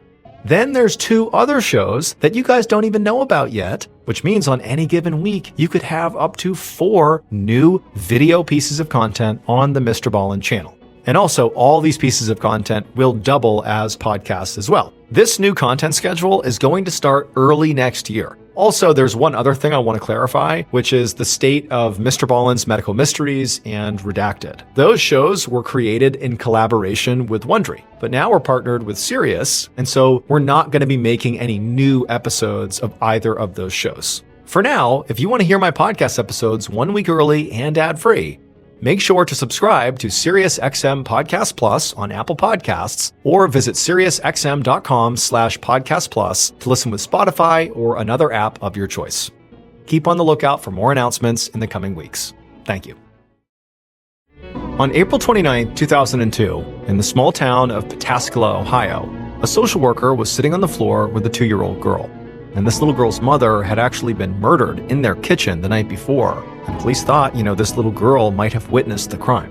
The girl clutched her stuffed animal to her chest while the social worker asked her if anybody else had been in the house the night before. And at some point, the little girl nodded. And she uttered a name that would turn her family's lives upside down. But before we get into that story, if you're a fan of the strange, dark, and mysterious delivered in story format, then you've come to the right podcast because that's all we do. So if that's of interest to you, please ask the follow button if you could just quickly borrow their car. And when they let you, responsibly use their car, but when you turn it back over to them, secretly remove the battery in their key fob. Okay, let's get into today's story.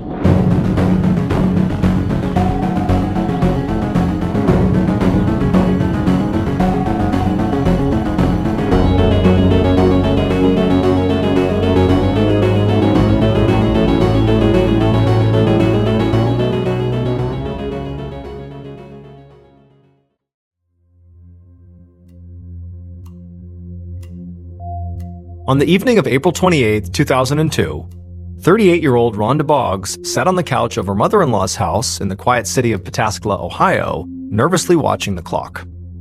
At her feet, her 2.5-year-old daughter, Amanda, was playing with a stuffed animal.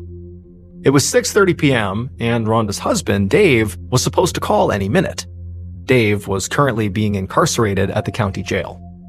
Dave had been sentenced to 2 weeks behind bars for failing to pay child support to one of his exes. And while Rhonda was obviously not thrilled about this, she also knew she should not be surprised.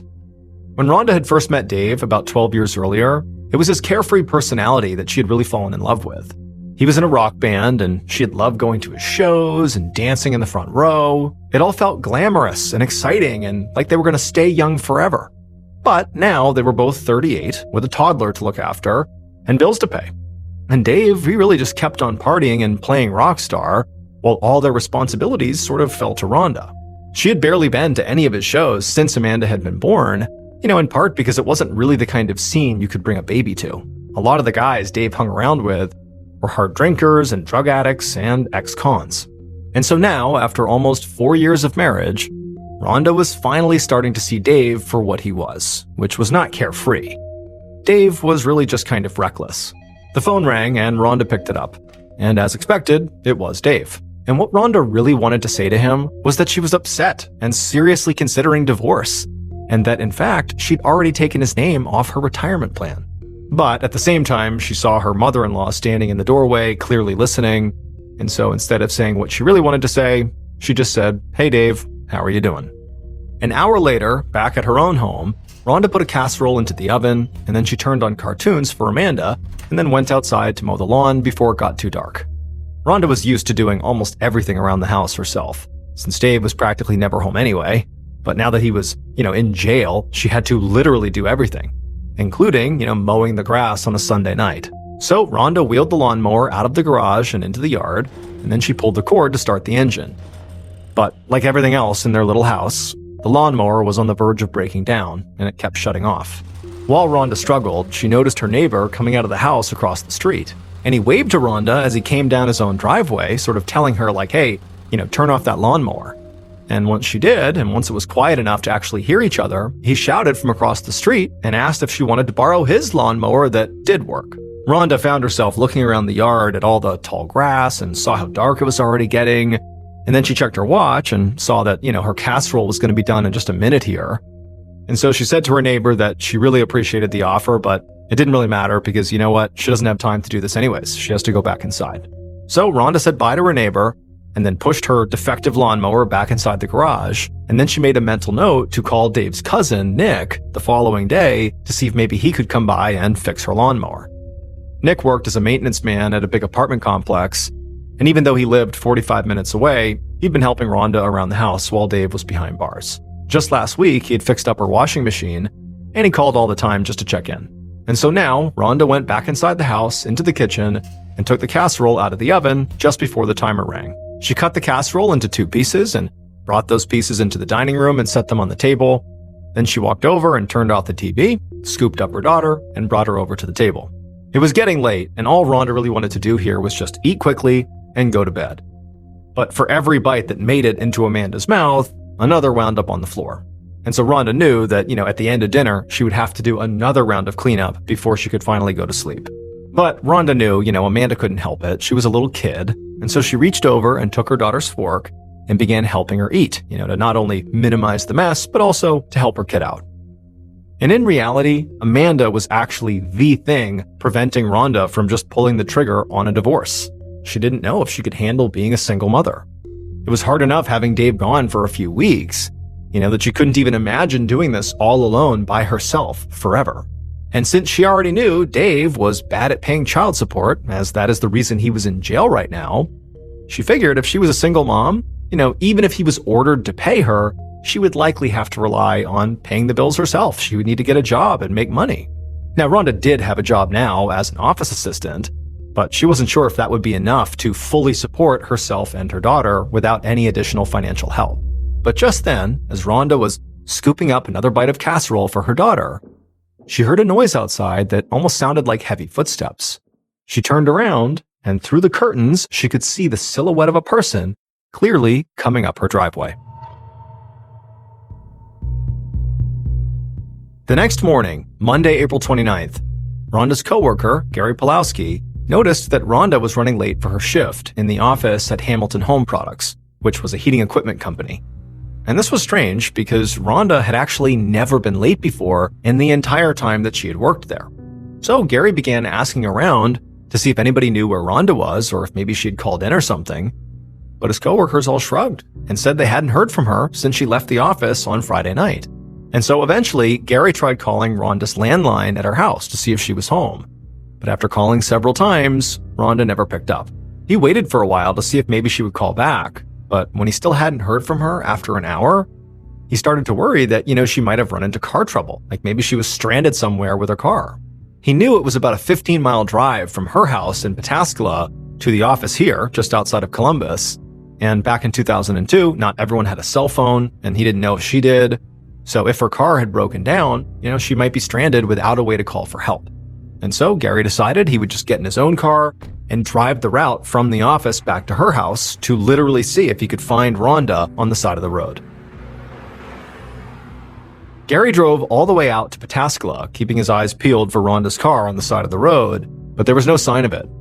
It was not until he finally turned the corner onto Rhonda's street that he saw her car, and her car was parked in the driveway of her white-paneled one-story house. And at this, Gary's stomach kind of balled up into a knot, because he realized that, Rhonda had clearly not left for work at all. And he knew that if she had just stayed home this whole time without calling in or calling anybody back, that something bad had to have happened. And so Gary pulled up to her house, and he got out of his car and walked up to the front door, and he knocked, but there was no answer. So after a minute, he went around and knocked on the back door, and there was still no answer back there either. So he walked back around to the front of the house, and he was about to leave when he saw the drapes rustling in one of the front windows. He squinted at the window, and he saw, what was causing the movement of the drapes was Rhonda's toddler daughter, Amanda, looking out the window. And her face was red like she'd been crying for a long time. And so now, Gary started to panic. But he tried to keep his voice calm as he ran over and shouted through the window and told Amanda he was a friend of her mother's and convinced her to open the door so he could help her. It took a minute for Amanda to figure out what Gary was asking, but eventually she got it, and she disappeared from the window, and a moment later, the front door opened. And so Gary walked over and he stepped through the front door, and the first thing he saw were bloody footprints on the living room carpet. Gary instinctively scooped Amanda up in his arms, and he ran across the street, banged on the neighbor's door, and told them to call the police.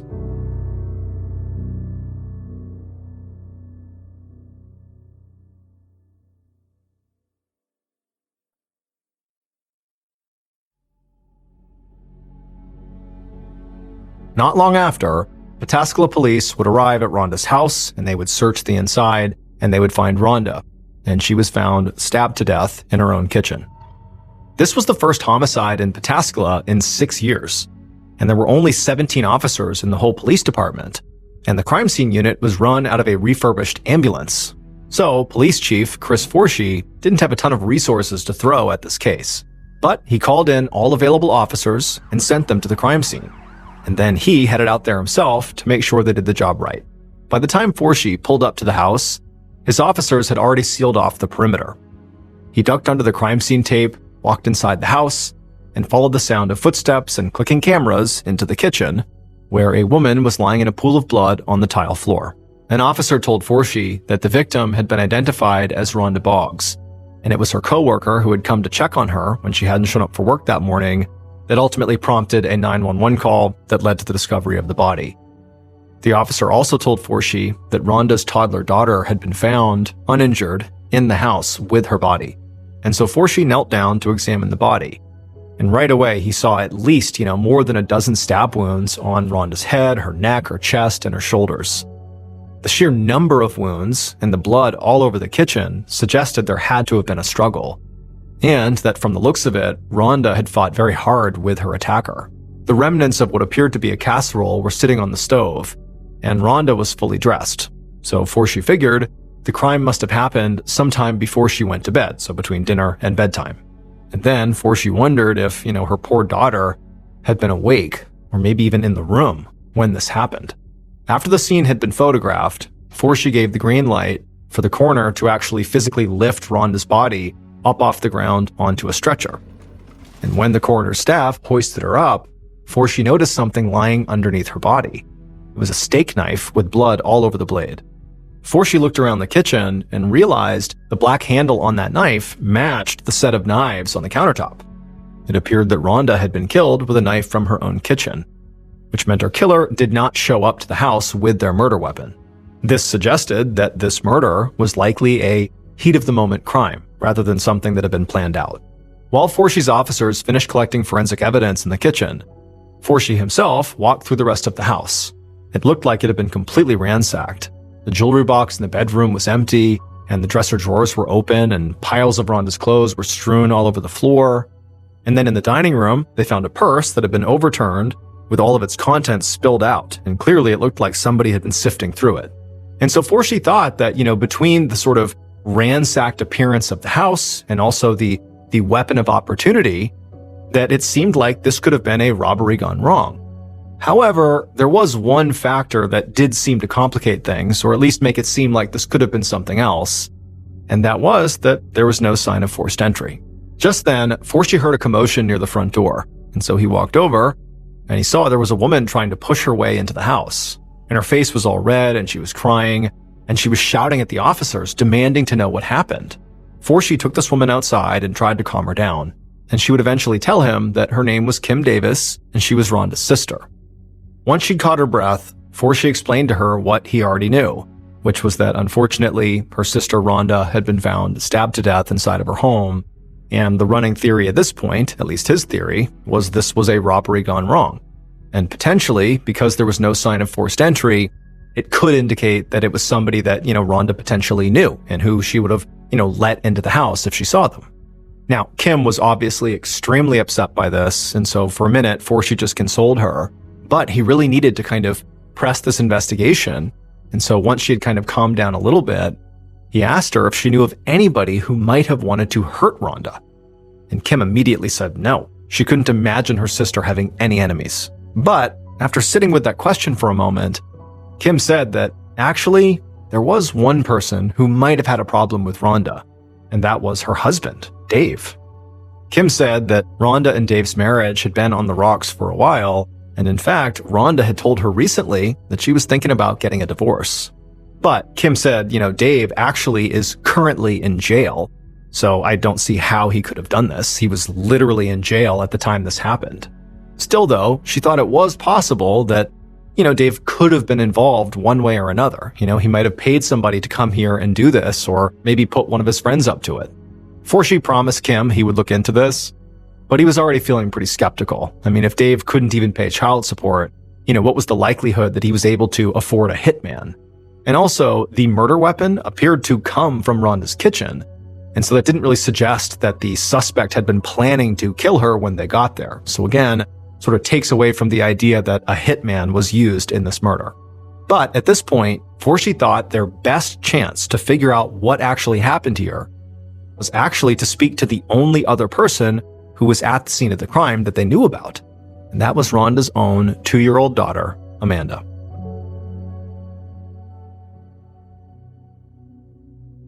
Later that day, a social worker from Child Services pulled up outside the house, and Forshe walked out to greet her.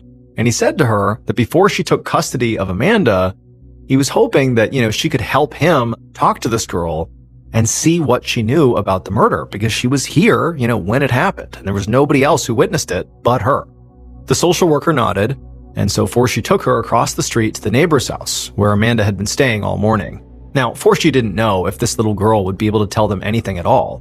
I mean, of course, she could be in complete shock. She's also 2. And he also knew that even if she did tell them stuff, they wouldn't necessarily be reliable because, again, she's 2 years old and she very likely is in shock. But regardless, Forshe knew he had to try. So he stood in the corner of the living room while the social worker sat down on the floor with Amanda and asked her what she had seen the night before. And to Forshe's surprise, the little girl looked up at the social worker and she jerked her little hand toward her neck in what looked very much like a stabbing motion. And then in a quiet voice, she said her mother had fallen down and gone to sleep. Then the social worker asked her if anybody else had been there. And Forshe felt himself holding his breath, waiting for Amanda to answer. And there was a moment of silence before Amanda said, "Uncle Nick." A few hours later, Chief Forshe was still at the crime scene when 2 officers pulled up in a cruiser and took this grungy-looking man out of the back seat and escorted him into the house. This was not the Uncle Nick that Amanda had named. It was Amanda's own father, Dave Boggs, who had been in jail when his wife was murdered. Now, Forshe was absolutely planning to speak to this Uncle Nick, but first he wanted to gather as much information as possible about him. During Amanda's conversation with the social worker, she had said repeatedly that Uncle Nick had hurt Mommy. But even though this 2-year-old girl seemed very definitive about this, Forshee needed an adult perspective before he acted. A judge had let Dave Boggs out of jail early because of his wife's murder, and Forshee had ensured that Dave was escorted to the crime scene so Forshee could speak to him before Dave got a chance to speak to anybody else. And so now Forshee met Dave and the officers at the door and then guided them into the living room where they sat Dave down on the couch. They filled him in on what had happened to his wife, but really before he could react to that, they also told him that they needed him to do a walkthrough of the house with them to try to identify what might have been stolen, which could help them figure out who did this. But first, Forshee said he had a very important question. He asked Dave, "Who is Uncle Nick?" And at this, Dave, who to this point had just looked completely shocked by what he was being told, began to look more confused. And he told Forshee that Uncle Nick was what his daughter called his second cousin. He said his real name was Richard Nicholas Robinson, and he had been helping Rhonda out while Dave was in jail. Dave said Nick had probably been at the house almost every day, fixing one thing or another, but he said he didn't understand why Forshee was asking about him because, there's no way he would have hurt Rhonda. I mean, he really looked out for her, and also for Amanda. But for now, Forshee was not going to answer that question. Dave's information was enough for him to go outside, get on his radio, and broadcast a bulletin asking all police departments in the area to be on the lookout for Nick Robinson. Less than an hour later, a police cruiser found Nick Robinson's SUV on State Route 37 just outside of Pataskala, and they pulled him over and they ordered him out of the vehicle, and as soon as he was out, they pushed him to the ground with a gun to the back of his head and cuffed him. And as they did this, they noticed a dark spot on Nick's baseball cap that looked a lot like blood. As they put Nick in the back of the cruiser, he kept asking them what was going on, but they didn't tell him. Instead, they searched his SUV, and there was cardboard laid out in the back with reddish-brown smears all over it, which also appeared to be blood. And then when the officers got back into their cruiser, Nick asked them, "Is this about Rhonda?" By the time this arrest happened, Chief Forshee was at Nick Robinson's house questioning his wife, Debbie. So while he did that, he dispatched one of his best and only detectives, Bruce Brooks, to go down to police headquarters to handle Nick's interrogation. When Detective Brooks walked into the interview room, immediately he could see that Nick, who was resting his head in his hands, looked very pale and nauseous. When he asked him if he was okay, Nick said he was just hungover from a long night of drinking. He said he had been at a bar in Columbus until around 10:30 p.m., and then he had gone to another bar in Lancaster, which was a town nearby where he lived. And then he had finally come home around 1:30 a.m. and passed out on his couch. Nick swore he didn't know anything about what happened to Rhonda, and only found out she was dead when he saw it on the news. And as for the blood the police found in his SUV, he said it was just animal blood from a hunting trip. But Brooks was not buying this, because he had heard Amanda, Rhonda's daughter, say Uncle Nick hurts Mom. And while, of course, you can't take a 2-year-old's testimony as absolutely reliable, but when she had said it, she said it very definitively and even gestured at her neck like she was stabbing herself. And Rhonda was found stabbed to death. So he asked Nick, if his alibi essentially was that he was too drunk to have committed this murder, well then how could he be sure, given he was too drunk, that he hadn't killed Rhonda in an alcohol-fueled blackout? If he can't remember, it's just as likely that he could have done it. But Nick just shook his head and said no. And no seemed to be Nick's answer to just about every question Brooks asked him. And eventually, the detective got frustrated, because basically everything he asked Nick, he denied. And so eventually he told Nick that Rhonda's daughter had seen the whole thing. And he told him to imagine that little girl on the witness stand, having some defense lawyer poke and prod her about the most traumatic event she had ever experienced, the murder of her own mother. And when he said that, a crack seemed to appear in Nick's sort of outward demeanor of denial. Like clearly he saw how awful this thing really was. And then finally, a little after midnight, so 6 hours into this interrogation, Nick just agreed to take a lie detector test. And when the results came back, it showed very clearly that Nick had failed. He had lied. But instead of confessing at this point, Nick dug in and swore up and down that he really was innocent. So Brooks pulled out the last threat he could think of, which was that if Nick didn't confess now, he could be looking at the death penalty. And at that point, it was very clear Nick cracked. Like, that absolutely affected him. And so after a long silence following this threat of the death penalty, Nick said that, maybe he did have something to do with what happened, but he just couldn't remember it. From there on, Brooks kept on pushing and pushing until around 5 a.m. when Nick finally completely broke down and confessed to the murder. He said he had gone to Rhonda's house in between the two bars that he had visited, and he tried to kiss her. She pulled away and she grabbed a knife, and when Nick tried to take the knife from her, he said he accidentally stabbed her. As the sun came up, officers drove Nick to the Licking County Jail and officially booked him for Rhonda's murder.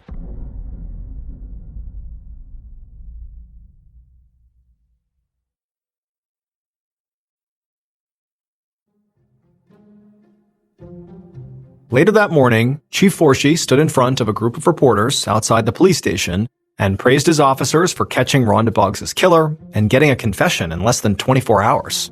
But later that week, Detective Brooks was in his office wrapping up paperwork when a secretary stuck her head in the door and said there was somebody on the phone for him. Brooks picked it up, and the man on the other end of the line introduced himself as Bob Sisko. And he said he was the bandmate of Rhonda's husband, Dave Boggs, and he did not think Nick was guilty of this murder.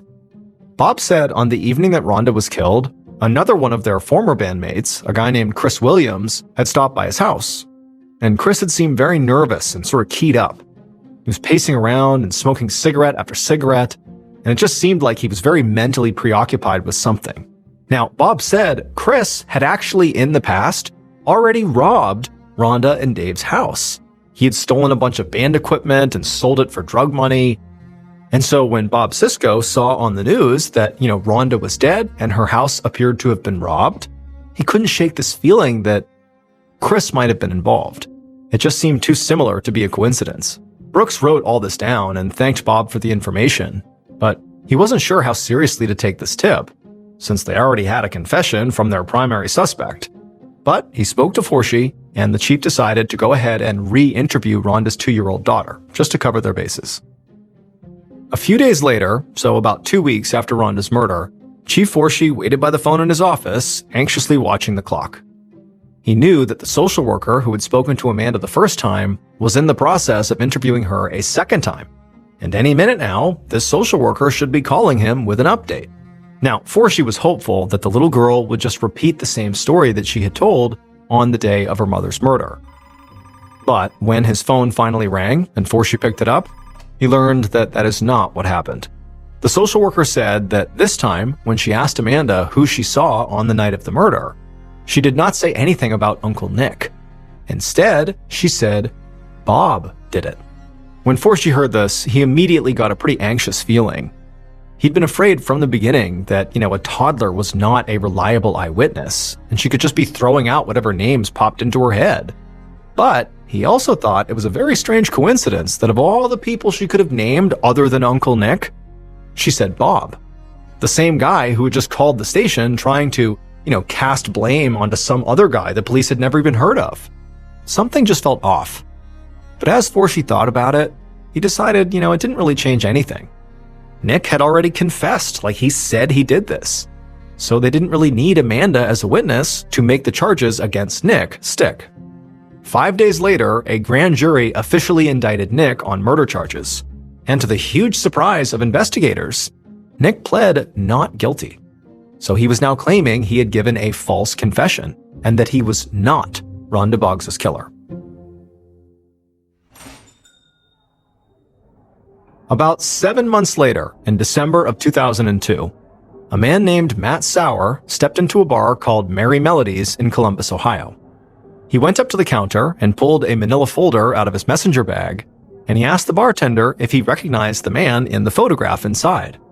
The bartender looked down at the photo for a second and then looked back up at Sauer and nodded and said, "Yes, that's Nick Robinson. He was here 8 months ago, on the night of the murder, and I've been waiting for you guys to come here and talk to me about it, because I know he was here on the night of the murder." Sauer was kind of caught off guard by how sure the bartender was, and so he asked them, how can you be so sure it was him, and how do you know he was here on the night of the murder? How can you remember that? But the bartender had a quick answer. He said the reason he remembered Nick is he had been wearing this very unique, unforgettable t-shirt that night with this obscene joke on it about women's bodies, so he just remembered it. The bartender said Nick had stayed there on the night of the murder until 10:15 or maybe 10:30. The bartender was absolutely certain. And so again, the bartender said to Sauer, I'm just pretty surprised it took this long for you all to come here and confirm his whereabouts. I've known this. Sauer closed his folder and thanked the bartender, and then just set his business card down on the counter. And when the bartender picked it up, he looked surprised, because Matt Sauer was not actually a police officer. He was a private investigator, and he'd been hired by Nick Robinson to clear his name. Sauer knew this was going to be a tough job, because Nick had already confessed to Rhonda Boggs' murder. But Sauer was hoping that this interview with the bartender would help him poke a massive hole in the case against him. And so now that Sauer had gotten this testimony from the bartender that did appear to poke this hole in the case, Sauer left the bar, got in his car, and drove to the second bar Nick had claimed to be at on the night of Rhonda's murder. It was called the Fairview Inn in Lancaster. And when he got there, he showed that staff the same photo, and just like the first bartender, they all remembered Nick as well. They said he was there on the night of April 28th, the night of the murder, and they remembered because of his distinctive t-shirt. And so now Sauer knew he was onto something, because the prosecution's case said that Nick had left Merry Melody's bar, that first bar Sauer had gone to, driven to Rhonda's house and killed her, and then went to this bar, the Fairview Inn. But the staff at both bars said Nick was wearing this same distinctive t-shirt. And Sauer knew that if Nick had stabbed Rhonda to death in between these two bars, wouldn't that shirt have been covered in blood? And wouldn't, the Fairview Inn staff have not just remembered that it was this distinctive shirt, but the distinctive shirt that had blood all over it? That would also be a detail they would recall. But they didn't. They just said he had that shirt on, nothing else. A few days later, Sauer drove back to Merry Melody's bar. But this time he didn't go inside. Instead, he just pulled his car into their parking lot and started his stopwatch. And then once it was going, he pulled out of the parking lot, turned down the street, and drove all the way to Fairview Inn. And when he reached their parking lot, he checked his stopwatch, and the drive had taken, about 45 minutes. The prosecution's case against Nick had him leaving Merry Melody's bar, murdering Rhonda, and driving all the way to the Fairview, all within 30 to 45 minutes. But Sauers' experiment here with his stopwatch proved there was simply no way for Nick to have driven all the way to Rhonda's house, committed the murder, and then made it back to the Fairview Inn in that same window of time. It just wasn't possible, which meant Nick's alibi was airtight and he could not have been the killer. Now, Sauer just had to figure out who actually was. Matt Sauer showed the evidence he had found to Nick's defense attorney, who then brought that evidence to the judge in the case, and they also asked the judge for an order to test a key piece of evidence that the Pataskala police had never even sent to the crime lab, the murder weapon. And so the judge agreed to test the knife, and a month later, in January of 2003, the evidence came back from the lab, and they discovered there was DNA on the knife from someone other than Rhonda. Investigators were not sure who the DNA belonged to, because back in 2003, it isn't like you had this huge bank to test it against. You basically had to test DNA one-to-one. But they were able to do that with Nick's DNA, and were able to confirm that it was not his DNA on the murder weapon. And so this cast serious doubt on Nick as a suspect, but it wasn't enough to clear his name. Not until Sauer could figure out who that other set of DNA belonged to. And so Sauer dug through the police files on the case, and he realized there were a lot of potential suspects the police had never even bothered to look at closely, or at all. There was Rhonda's soon-to-be ex-husband, Dave, who'd been flagged by Rhonda's sister on day one. Dave obviously could not have committed the murder himself because he was in jail. But, like the sister suggested, it's possible he could have recruited somebody else to do it. And so all of Dave's friends, his acquaintances, the people he met in jail potentially, were suspects too. There was also Chris Williams, the former bandmate who had previously robbed Dave and Rhonda's house once before and sold Dave's guitars for drug money. And of course, there was Bob Sisko, the man who had actually called in the tip about Chris. And at one point, Rhonda's own daughter had said Bob had been in the house during the murder. And so maybe that was Bob Sisko. Any of those people could have been Rhonda's killer.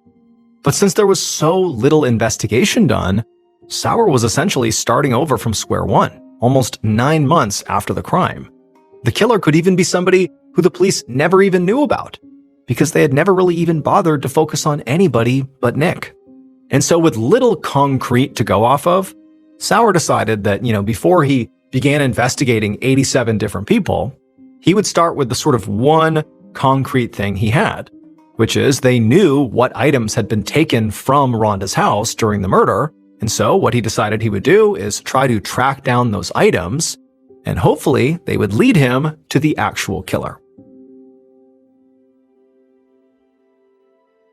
A few days later, Sauer stepped into a pawn shop in Columbus and walked slowly down the aisle, scanning the shelves for some of the items that he knew had been taken from Rhonda and Dave's house.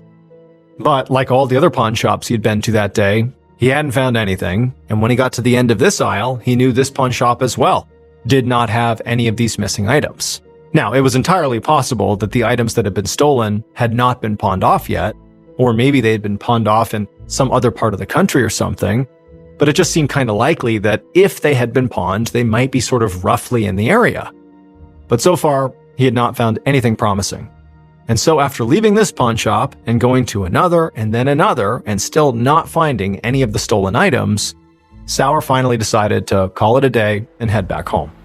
However, on his ride back home, Sauer found himself stopped at a stoplight. And as he was idling there, he just happened to look out the window, and on the other side of the road, he saw a Bureau of Motor Vehicles, a DMV. And when he saw the DMV, it was like something kind of rattled loose in his mind. He remembered that one of the persons of interest on his list had been arrested for car theft about a week after Rhonda's murder. But according to the police files, that suspect owned a car of their own, a blue Cadillac. So why would they need to steal another car if they already owned one? And so on a whim, Sauer pulled into the parking lot of this DMV. He went inside and he went up to one of the clerks and he asked them to look into this particular blue Cadillac. He gave the clerk the license plate number, and he quickly found out that on April 30th, 2002, so one day after Rhonda's body had been found, that blue Cadillac had been sold to a woman in Columbus whose name was Letitia Gordon. And so Sauer left the DMV and drove straight to Letitia's house, and he knocked on the door. And the woman who opened it looked a bit scared when he introduced himself as an investigator, but she also did not seem surprised. Letitia told Sauer that she knew why he was there. It was because of the blue Cadillac that she had bought. She said that she had bought that car off a stranger right off the street who had offered to sell it to her for just $300, something she couldn't pass up. However, when she got home with this new car, she looked inside of it, and she found there was all the stuff piled up in the back of the car, which included clothes, jewelry, and a purse with somebody's photo ID inside. And the name on that ID was Rhonda Boggs. And so, with his suspicions now confirmed, Sauer was finally able to reconstruct what really happened to Rhonda Boggs on the night of April 28th, 2002.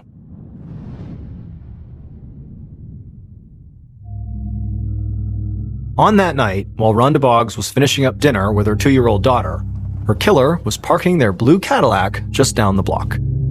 They eventually got out and stormed over to Rhonda's house in a total fury, with their heart pounding and their heads swimming, and they stomped up her driveway and they rang the doorbell.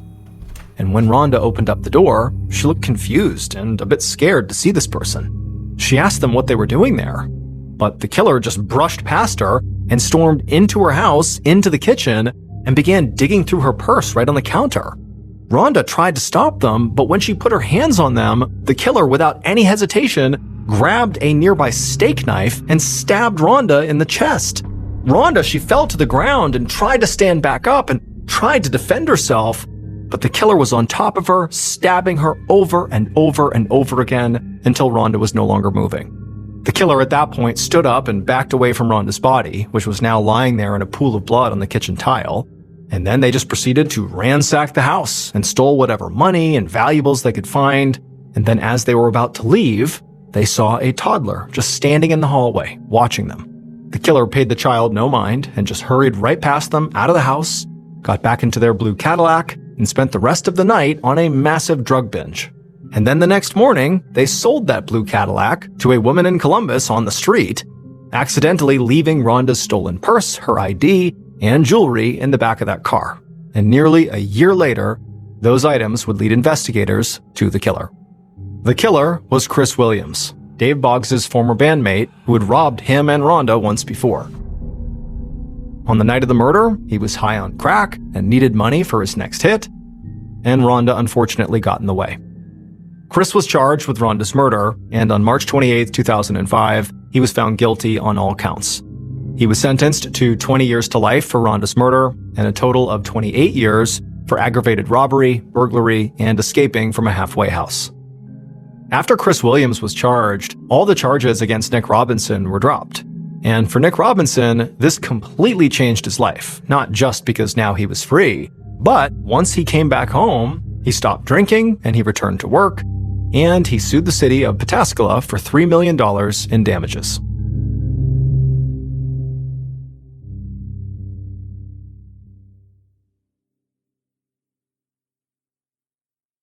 A quick note about our stories. They are all based on true events, but we sometimes use pseudonyms to protect the people involved, and some details are fictionalized for dramatic purposes. The MrBallen podcast, Strange, Dark, and Mysterious Stories, is hosted and executive produced by me, MrBallen. Our head of writing is Evan Allen. Our head of production is Zach Levitt. Produced by Jeremy Bone. This episode was written by Kate Murdoch. Story editing by Karis Pash Cooper. Research and fact-checking by Shelley Shue, Samantha Van Hoos, Evan Beamer, Abigail Shumway, and Camille Callahan. Research and fact-checking supervision by Stephen Ear. Audio editing and post-produced by Whit Lacasio and Cole Lacasio. Additional audio editing by Jordan Stidham. Mixed and mastered by Brendan Kane. Production coordination by Samantha Collins. Production support by Antonio Manata and Delana Corley. Artwork by Jessica Clogston-Kiner. Theme song called Something Wicked by Ross Bugden. Thank you for listening to the MrBallen podcast. If you enjoyed today's story and you're looking for more bone-chilling content, be sure to check out all of our studio's podcasts. There's this one, the MrBallen podcast, as well as MrBallen's Medical Mysteries, Bedtime Stories, Wartime Stories, Run Fool, Redacted, Late Nights with Nexpo, and A Twist of History. All you have to do is search for Ballen Studios wherever you get your podcasts. To watch hundreds more stories just like this one, head over to our YouTube channel, which is just called MrBallen. So that's going to do it. I really appreciate your support. Until next time, see ya.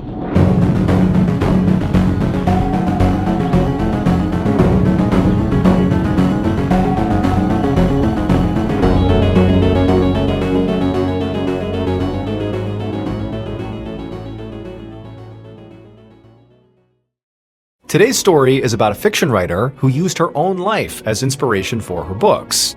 However, as she would find out, some stories are better left untold. So, if you're a fan of the strange, dark, and mysterious delivered in story format, then you've come to the right show because that's all we do. So, if that's of interest to you, please replace the follow button's coffee creamer with white paint. Also, please subscribe to our channel and turn on all notifications so you don't miss any of our weekly uploads. Okay, let's get into today's story.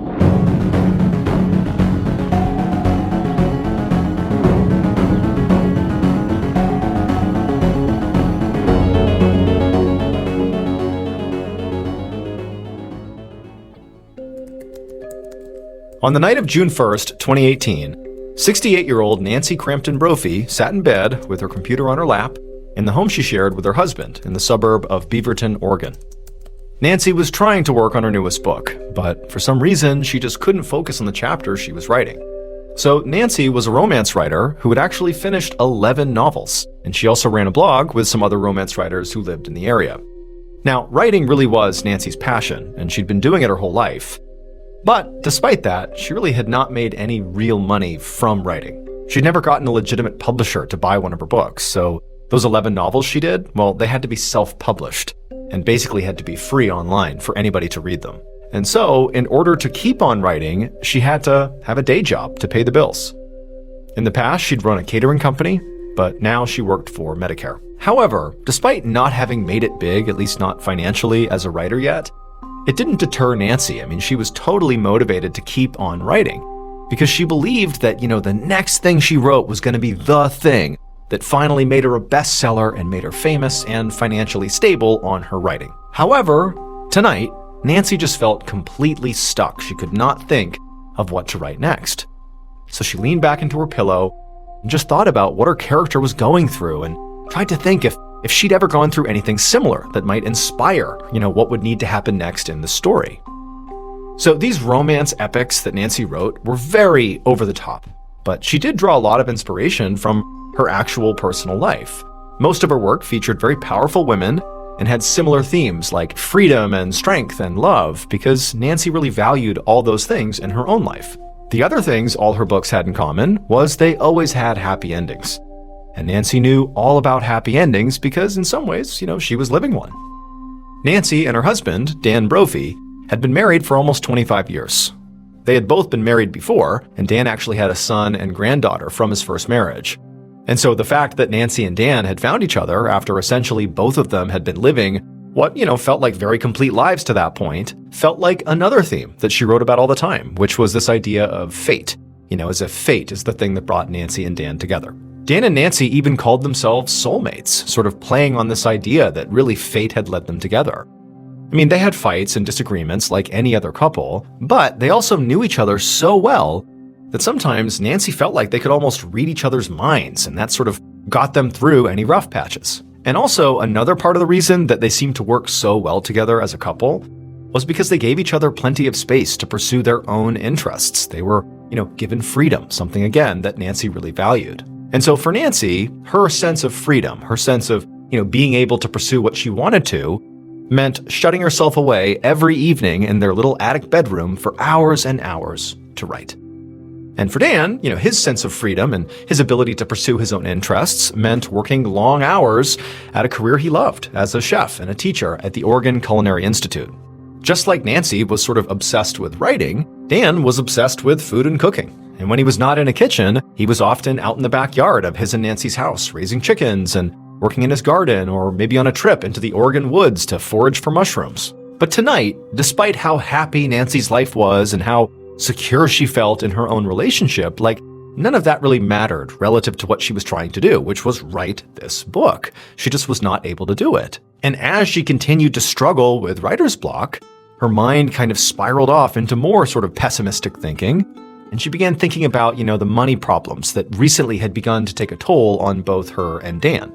Neither Nancy nor Dan had ever made particularly high salaries, and their finances had always been pretty tight, so that was kind of normal for their relationship. But about 2 years ago, they'd gotten really behind on credit card debt, and that extra debt threw everything else out of whack, and at one point they actually had not even been able to afford their mortgage. Now, realistically, things were actually more under control now. Nancy and Dan had taken a chunk of money from Dan's retirement account to pay off some of this debt, and they'd also made the decision to sell the house they were in now, and downsize, which Nancy actually was kind of excited about. With these lower overhead costs, it would likely mean that she would get to quit her day job and just pursue her passion, writing, and also pursue being the best grandmother she possibly could be. So in a way, things were starting to look up, at least in terms of, their financial situation.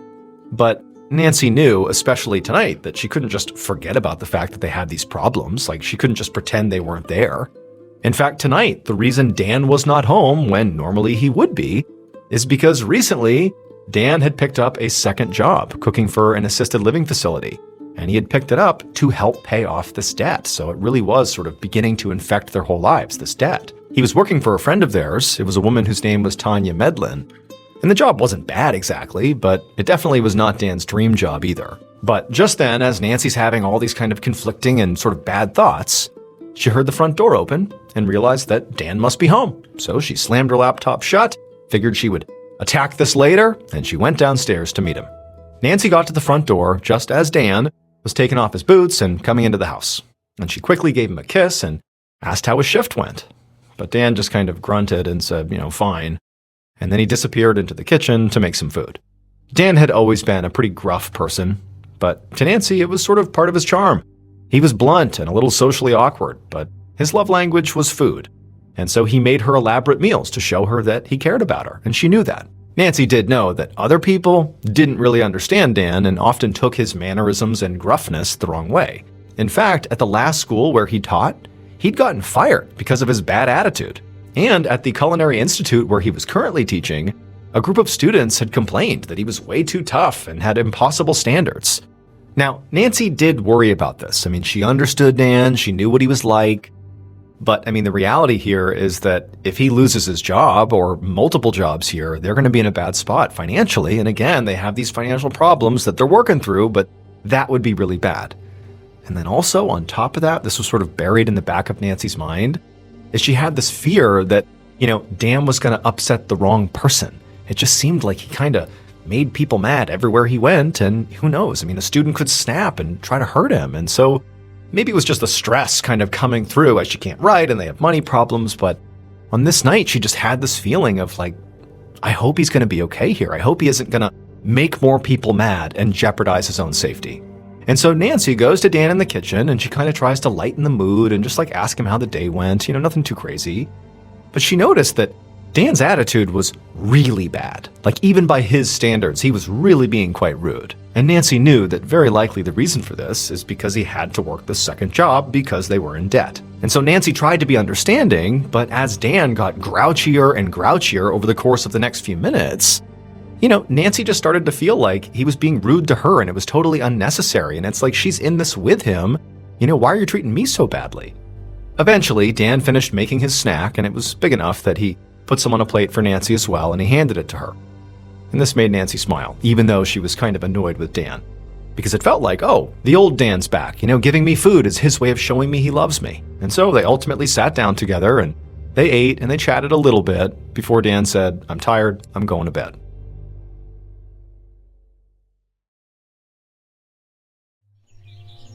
Just before 5 a.m. the next day, so June 2nd, Nancy woke up to the sound of Dan banging around in their bathroom. Nancy liked to sleep in when she could, and today she could. But Dan, he couldn't, because he had a lot to do that morning, so he was up. That day, he had to go to his school, the Oregon Culinary Institute, to set up the classroom before his students got there, and then also teach that day. And then before that, he also had a list of chores that he did around the house before work, like feeding his chickens. Nancy tried to fall back asleep, but Dan, frankly, was too loud. And at this point, she was kind of back in some negative thought loops and she couldn't sleep. And so she laid there and she began thinking in particular of all the negative thoughts about the book, that she just couldn't continue to write this book. It was like she really had writer's block. And she had not really experienced that in previous novels. This one was just really, really challenging. And so after tossing and turning for a few more minutes, feeling really frustrated, she decided she would just get up and go take a drive and just clear her mind. This was Nancy's go-to. Whenever she needed to work out a storyline or plot hole, she would just hop in her car and drive around and just kind of let her thoughts wander. And this morning, she knew exactly where she wanted to go. She wanted to go to this very beautiful neighborhood with streetcar tracks and tree-lined roads in the nearby city of Portland. So up and out of bed she got. She found Dan in the bathroom and said bye to him, and then she went outside, got in her car, and she was off. Less than 20 minutes later, and Nancy was in Portland. In particular, she was in the neighborhood that she thought was beautiful, and it was this area near a place called Washington Park. And so it's got beautiful foliage, and there's all these beautiful homes, and it's just this wonderful area. And she's driving around, just kind of looking out the window, enjoying herself. And then she had this sort of pang of jealousy, because Dan's school, where he worked, was roughly in this area, and so he got to go through here every morning, and she suddenly felt like, man, I wish I could do that.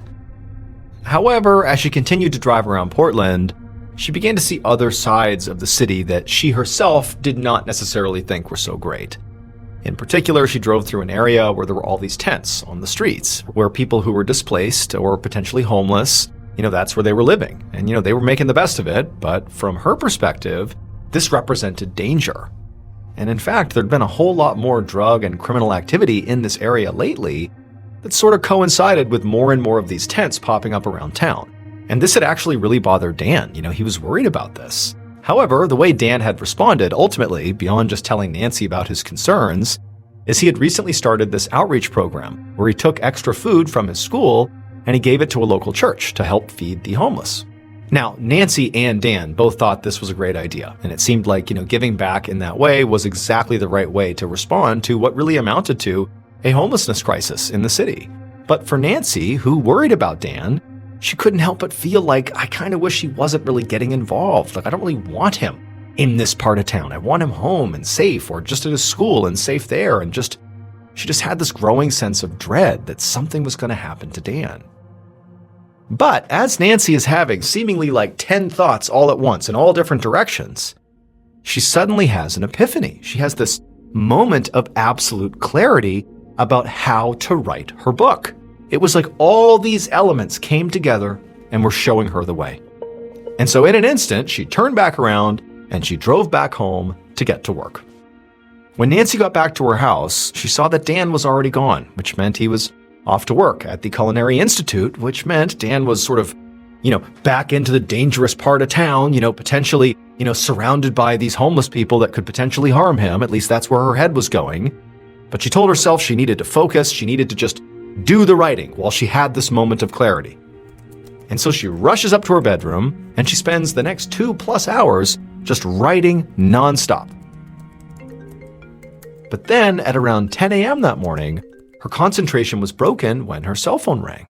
And when she answered it, she was very surprised to hear one of Dan's colleagues from the Institute on the other line. And the colleague sounded totally frantic, and she told Nancy that Dan was not at the school, and she had heard there was a shooting at the school this morning. And so she was just worried about Dan. She had to make sure he was okay. She said she had tried to call Dan to see what was going on, but he hadn't answered, and so she was hoping that Nancy would know where he was. When Nancy heard this, it was like immediately her mind exploded with all the worst possible case scenarios that could be playing out here.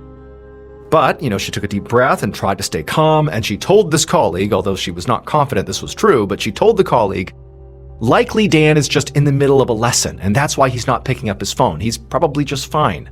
The colleague sort of agreed and decided they would sort of wait and see if maybe Dan got back in touch with them. But as soon as Nancy hung up the phone, she threw her laptop aside and ran downstairs and turned on the TV. And as she was flipping through channels looking for the news to find out more about the shooting, she also grabbed her phone and called Dan. But it rang and went to voicemail. So she hung up, she tried it again, but again he didn't answer, and so she texted him, but he didn't text back. At this point, the news was now on the TV, and as Nancy took stock of what she was seeing on the screen, she was horrified. Because it was all these images, from helicopters and from reporters showing Dan's school with all these police and all these news crews outside. I mean, clearly something had happened at the school. And she had just spoken to the colleague who said there was maybe this shooting. And so she raised the volume to see if they would maybe say, was it a shooting? Did somebody get shot? Who got shot? Who did the shooting? What happened? But nobody was saying anything that clarified it, just that something had happened at the school.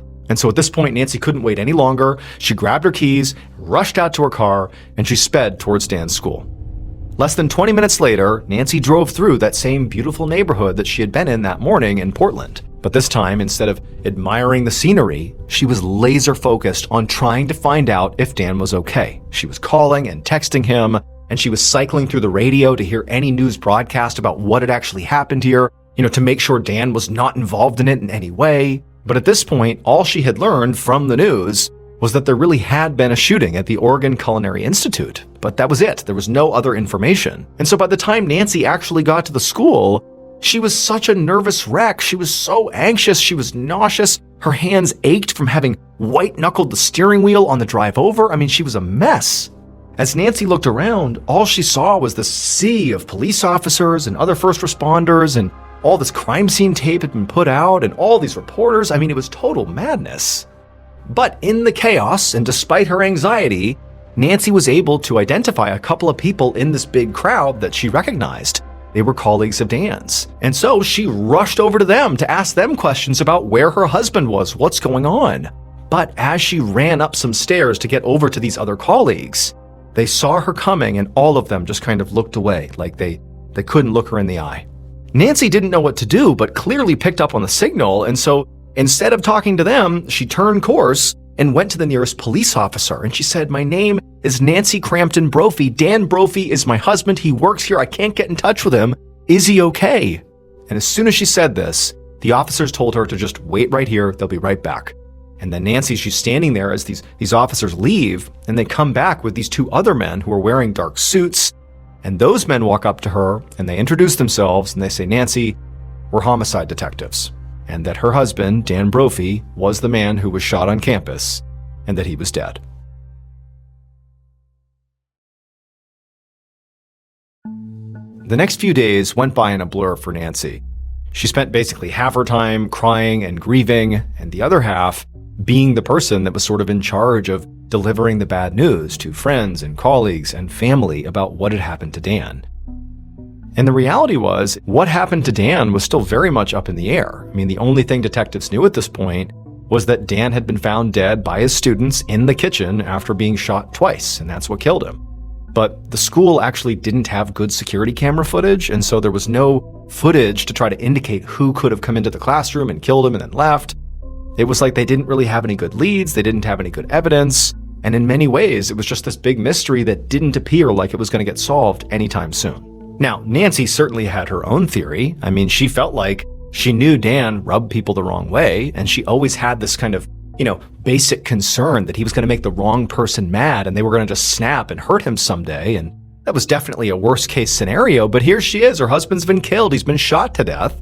And so that's what she thought had happened. Maybe it was a student who went crazy and snapped and killed him, or the fact that there was this, burgeoning homeless crisis in Portland and that he was often, or at least recently, interacting with homeless people. And she kind of equated that to being in danger due to the rising drug and criminal activity that was popping up in Portland. And so she had this theory that, basically he had rubbed shoulders with the wrong people and they had killed him over it. She had no way to prove it, but that's what she thought. But instead of really dwelling on what happened to her husband, the reality is over the couple of months following her husband's death, Nancy's life basically fell apart.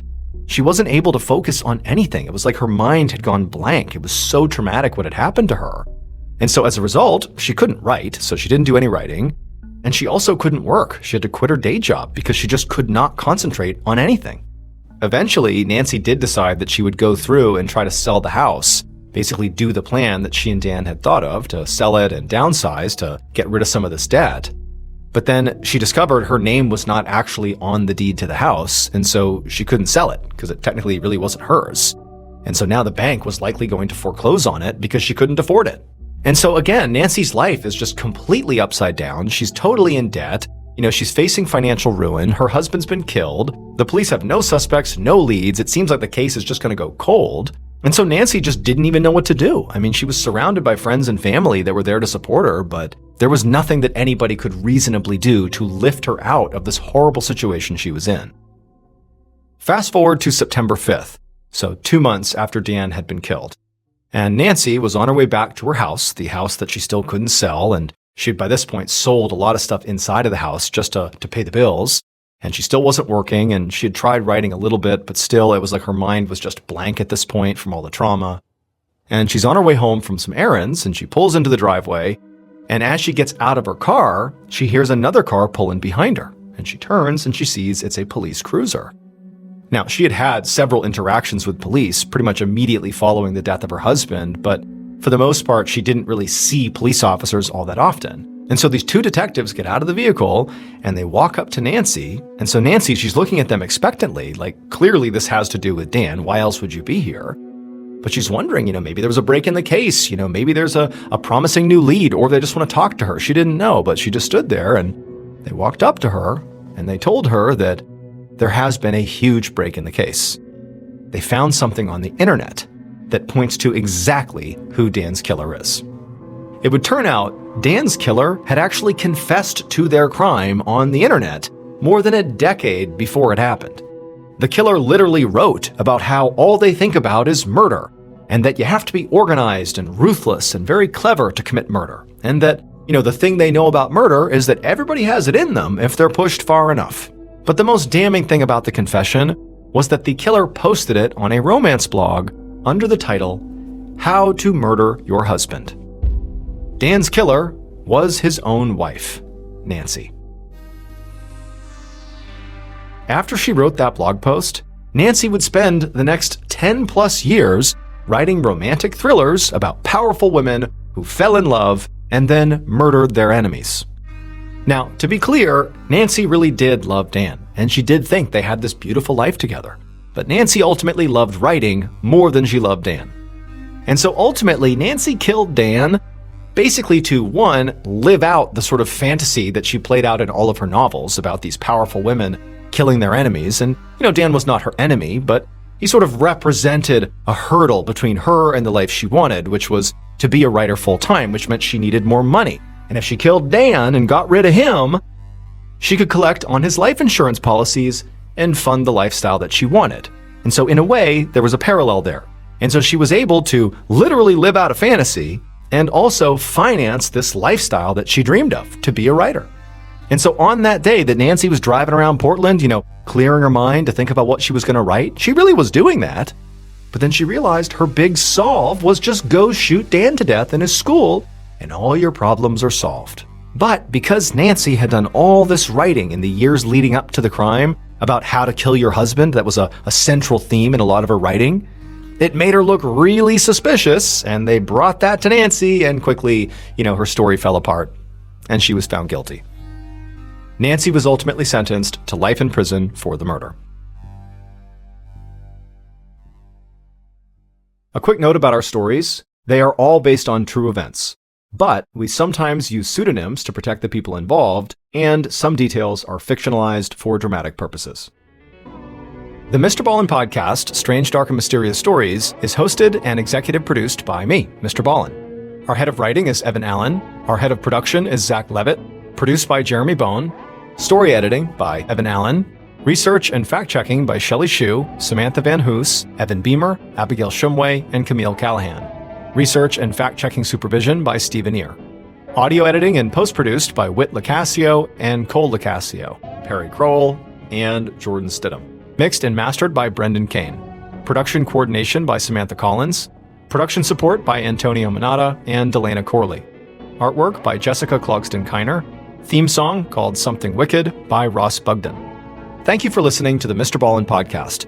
And just a reminder, every new and exclusive episode we put out on the MrBallen podcast, you can also now watch on the MrBallen YouTube channel that very same day. And trust me, some of these stories you truly have to see to believe. Again, my YouTube channel is just called MrBallen. If you want to listen to episodes 1 week early and ad-free, you can subscribe to SiriusXM Podcast Plus on Apple Podcasts, or visit SiriusXM.com/Podcast Plus to listen with Spotify or another app of your choice. So that's going to do it. I really appreciate your support. Until next time, see ya. Today's podcast will feature 3 horror stories that will have even you questioning your own identity. The audio from all 3 of these stories has been pulled from our main YouTube channel and has been remastered for today's episode. The links to the original YouTube videos are in the description. The first story you'll hear is called Bamboozled, and the odds of this thing ever happening again are basically 0. The second story you'll hear is called Lucky Shot, and it's about how a particular scene in a hit TV show had massive ripple effects after it was re-examined. And the third and final story you'll hear is called Familiar Face, and it's about how one selfie changed 2 girls' lives forever. But before we get into today's stories, if you're a fan of the Strange, Dark, and Mysterious delivered in story format, then you've come to the right podcast, because that's all we do, and we upload twice a week, once on Monday and once on Thursday. So, if that's of interest to you, please give the Amazon Music follow button a 1,000-piece jigsaw puzzle for their birthday, but before you hand it over, make sure you've secretly removed one of the pieces. Okay, let's get into our first story called Bamboozled.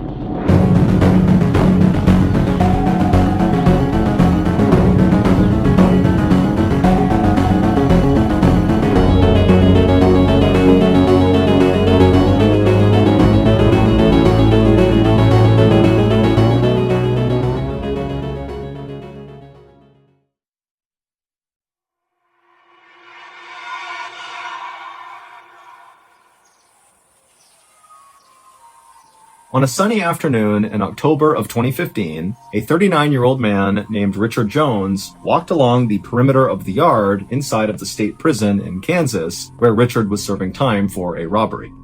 Up ahead, Richard could see there was a small basketball court with one hoop on it, and on the blacktop were dozens of other inmates that were exercising and chatting and socializing, and Richard actually knew most of them because he had been in prison for 16 years now, and Richard was also a very likable guy who was very outgoing and personable, and so he made friends really easily, even in prison. And so as Richard continued his walk in the direction of the basketball court, he saw one of the guys on the blacktop broke free from the group and began moving towards Richard.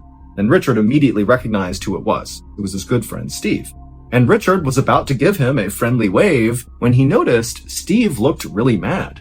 And so Richard actually just stopped and stared at Steve as he slowly approached him. And as he got closer, Richard could see Steve's fists were balled up and his face was in a scowl. I mean, Steve looked like he was coming over to fight Richard.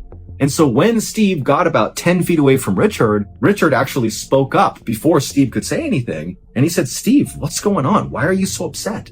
Steve was kind of a hothead, and Richard knew that, but a lot of times, even when he got mad about things, it would blow over really quickly. And so this was kind of routine, but Richard just couldn't think of a reason for why Steve would be mad at him. And so Steve walks right up to Richard and he goes, "Oh, so now you want to talk to me?" Richard was immediately confused and kind of turned his head sideways and was like, "What?"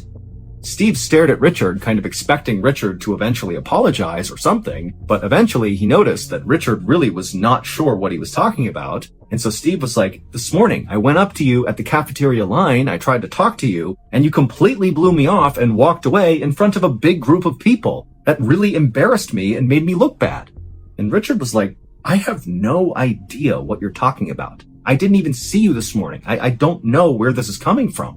Steve was not buying it, and he was like, "Richard, I know it was you. I saw you this morning. I spoke to you this morning. You did that." And Richard was like, "No, really, Steve, I'm sorry. I have no idea what this is about." And so these two continued to go back and forth on this. And then at some point, they both kind of noticed that they were drawing lots of attention because they are in prison and any sort of confrontation immediately draws eyeballs. And so when they noticed other inmates were kind of beginning to walk over to see what was going on and the guards were starting to notice, Steve just said, "You know what, Richard, fine. I guess I must have made a mistake. No big deal." And he turned and he ran back to the basketball court. After Steve had left, Richard continued his walk around the perimeter, but that exchange with Steve had really weirded him out because this was actually not the first time something like this had happened. It all started a month ago when an inmate that Richard didn't know came up to him like he definitely knew him and said to Richard, "Hey, how's your grandmother? I heard she fell down. Is she okay?" And at first, Richard was like, "Wait a minute, is my grandmother okay? Did she fall?" But then Richard eventually realized that this inmate thought Richard was someone that he wasn't. Now, at first, Richard thought this was just kind of like a weird one-off event, but every few days after this first time, something else would happen. Either an inmate who Richard didn't know would come up to him and be really friendly with him, as if they knew Richard, but Richard clearly didn't know them. Or someone Richard did know would come up to him and accuse him of odd behavior that Richard couldn't remember doing. Like the interaction he had with Steve when Steve came up and said, "You snubbed me in the lunch line." And so after Richard's interaction with Steve, Richard began to think, wait a minute, is someone screwing with me? Is that what's been going on? The next morning during breakfast, Richard decided not to sit where he normally did, and instead he sat on the very far side in the corner of the cafeteria to basically just be able to people watch all the people inside the cafeteria. And then that afternoon, when Richard was outside, instead of walking around the perimeter like he liked to do, he just sat in a central location and just constantly scanned the whole yard. Now, Richard didn't really know what he was actually looking for. He just figured, maybe I'll see something suspicious. I'll see someone staring at me for too long, or I'll see someone I don't know talking to my friends. Something will tip me off to what's been going on for the past couple of weeks. But despite all this careful people watching he was doing, Richard didn't see anything suspicious. Until 1 week after the interaction Richard had with Steve about snubbing him in the lunch line, Richard was sitting in the cafeteria again when he noticed something very strange on the other side of the cafeteria. And when he saw it, he just stood up and stared, and he felt his heart starting to race faster, and he felt his breath speeding up. And Steve actually was sitting next to him and said, "Hey, Richard, what's going on?" And Richard couldn't even find the words. He just raised his arm up and pointed to the other side of the room. When Richard had originally been arrested 16 years earlier, it was for robbing someone in a Walmart parking lot. Richard had always claimed he did not do it, but multiple witnesses had pulled Richard out of a lineup saying, "That's the guy." And the woman who actually got robbed told police she overheard the getaway driver yelling to Rick, the man who had robbed her, to get in the car so they could leave. And Rick is a nickname for Richard. Richard had insisted he was at a barbecue in another state at the time of this robbery, and so it really couldn't have been him, but the evidence was just overwhelming, and so eventually he was convicted. Richard had never been able to understand why so many people 16 years earlier had insisted that he was the one who committed that crime. And more recently, he couldn't understand why his friends, like Steve, were accusing him of doing things that he didn't remember doing. But that night in the jail cafeteria, when Richard spotted something on the other side of the room, suddenly everything over the last 16 years made perfect sense. Richard really was an innocent man. He did not rob that woman in the Walmart parking lot. His doppelganger had. A doppelganger is someone who looks exactly like you, but they're not actually related to you. It's just genetic chance that somebody else on the planet looks just like you. And it just so happened that Richard's doppelganger, who was this man named Ricky Amos, so it just so happened as well that the doppelganger shared basically the same first name, Ricky and Richard. Well, this doppelganger, Ricky, just happened to be sent to the same prison that Richard was at for a totally unrelated crime.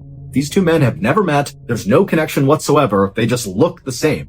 And when Richard looked across the cafeteria and saw Ricky, it was like looking at a clone of himself, and it all clicked.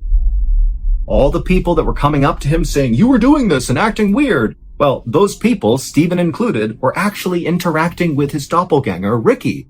And 16 years earlier, Ricky was the one who committed that robbery in Walmart, and the victim and the witnesses, they all confused Ricky for Richard.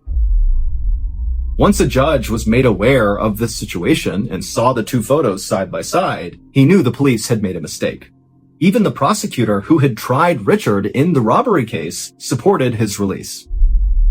Richard was freed in 2017 and got a $1 million settlement from the state. As for the doppelganger, Ricky Amos, he was never actually tried for the robbery 16 years earlier because by the time they figured out he was the robber, the case was too old to try.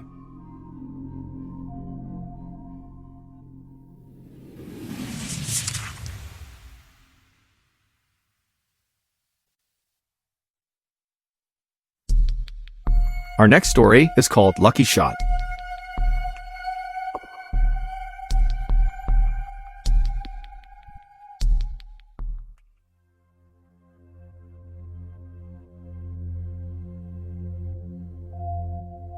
There is a very popular TV show on HBO called Curb Your Enthusiasm, and it's about the mega famous Larry David who created Seinfeld.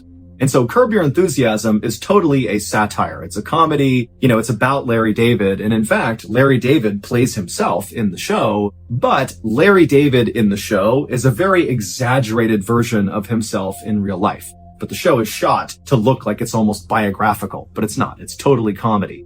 Apparently, in real life, Larry is known for getting into kind of funny, awkward situations, often that he brings on himself. And so on the show, basically every episode, Larry David finds himself getting into totally absurd situations that just get worse and worse and worse because Larry just makes all the wrong decisions. And so it's a really funny show. However, there is one particular episode of Curb Your Enthusiasm that will go down as the single episode virtually everyone who has ever watched the show will remember, and it's not because it was funny. It's because this particular episode had massive ripple effects that nobody from Larry David to writers to producers, anybody involved with this production could have predicted. The episode in question is called The Carpool Lane, and in this episode, Larry David, the character, is late to a baseball game at Dodger Stadium. And so he's stuck in traffic and he's totally upset. And then he has this idea that if he picks up the sex worker who's right outside his car, that if she gets in the car with him, he'll now have 2 passengers in his car and therefore will be eligible to use the carpool lane that currently nobody else was using in this traffic jam. And so that would allow him to get to Dodger Stadium faster. And so he hires this sex worker and she gets in the car and Larry kind of awkwardly explains his plan. And then he hops in the carpool lane. He makes his way to Dodger Stadium. The plan works great. And when he gets there, he actually ends up bringing the sex worker with him into the stadium just to enjoy the game with him. And so he goes up, they find their seats, and their seats are just so bad. But as they're sitting there and Larry's totally upset about how bad his seats are, Larry happens to see one of his friends who's also at this Dodgers game, and Larry can tell, his friend has great seats. And so the rest of the episode is basically Larry going down and trying to convince his friend to give up his seats for Larry and his sex worker to watch the game, and his friend just continuously says no. And so really that's the gist of the episode. And you can see how it kind of gets more and more ridiculous and it gets really funny. But I mean, it's pretty typical writing for this show. This was not like a special show in any way. It was just kind of par for the course, Curb Your Enthusiasm.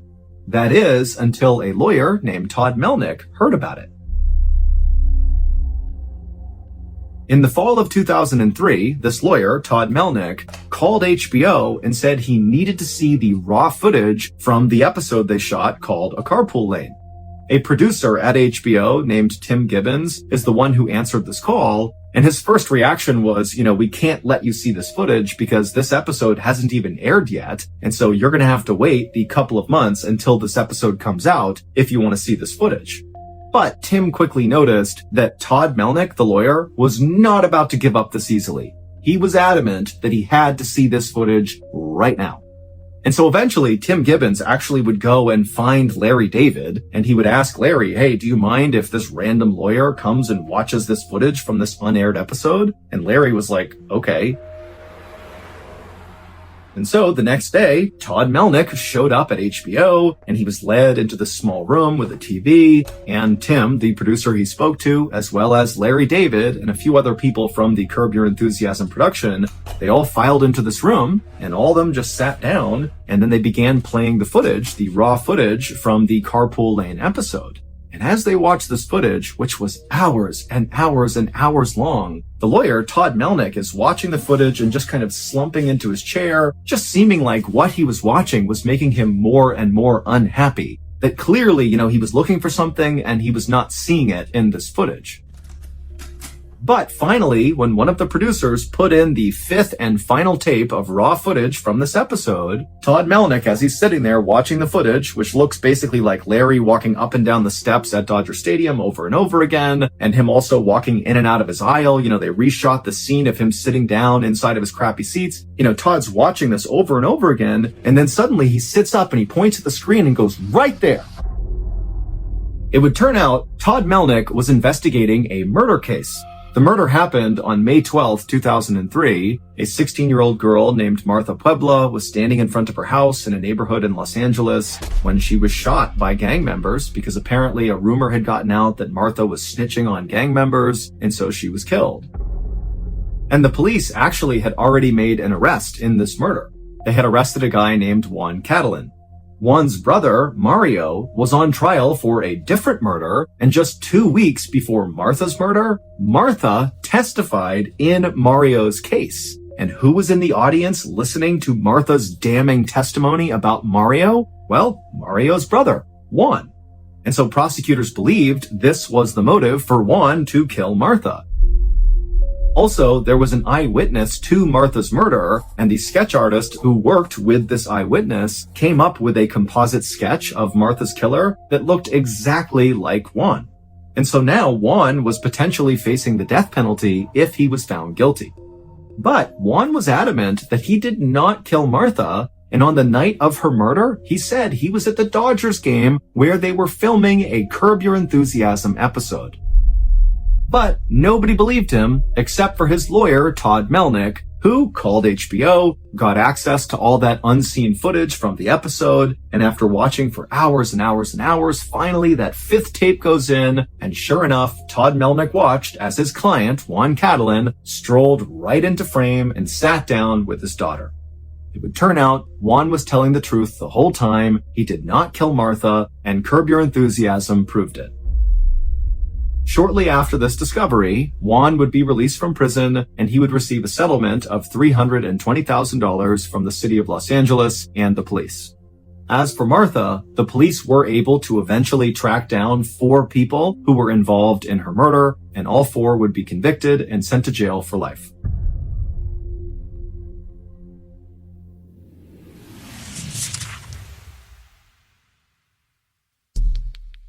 The next and final story of today's episode is called Familiar Face.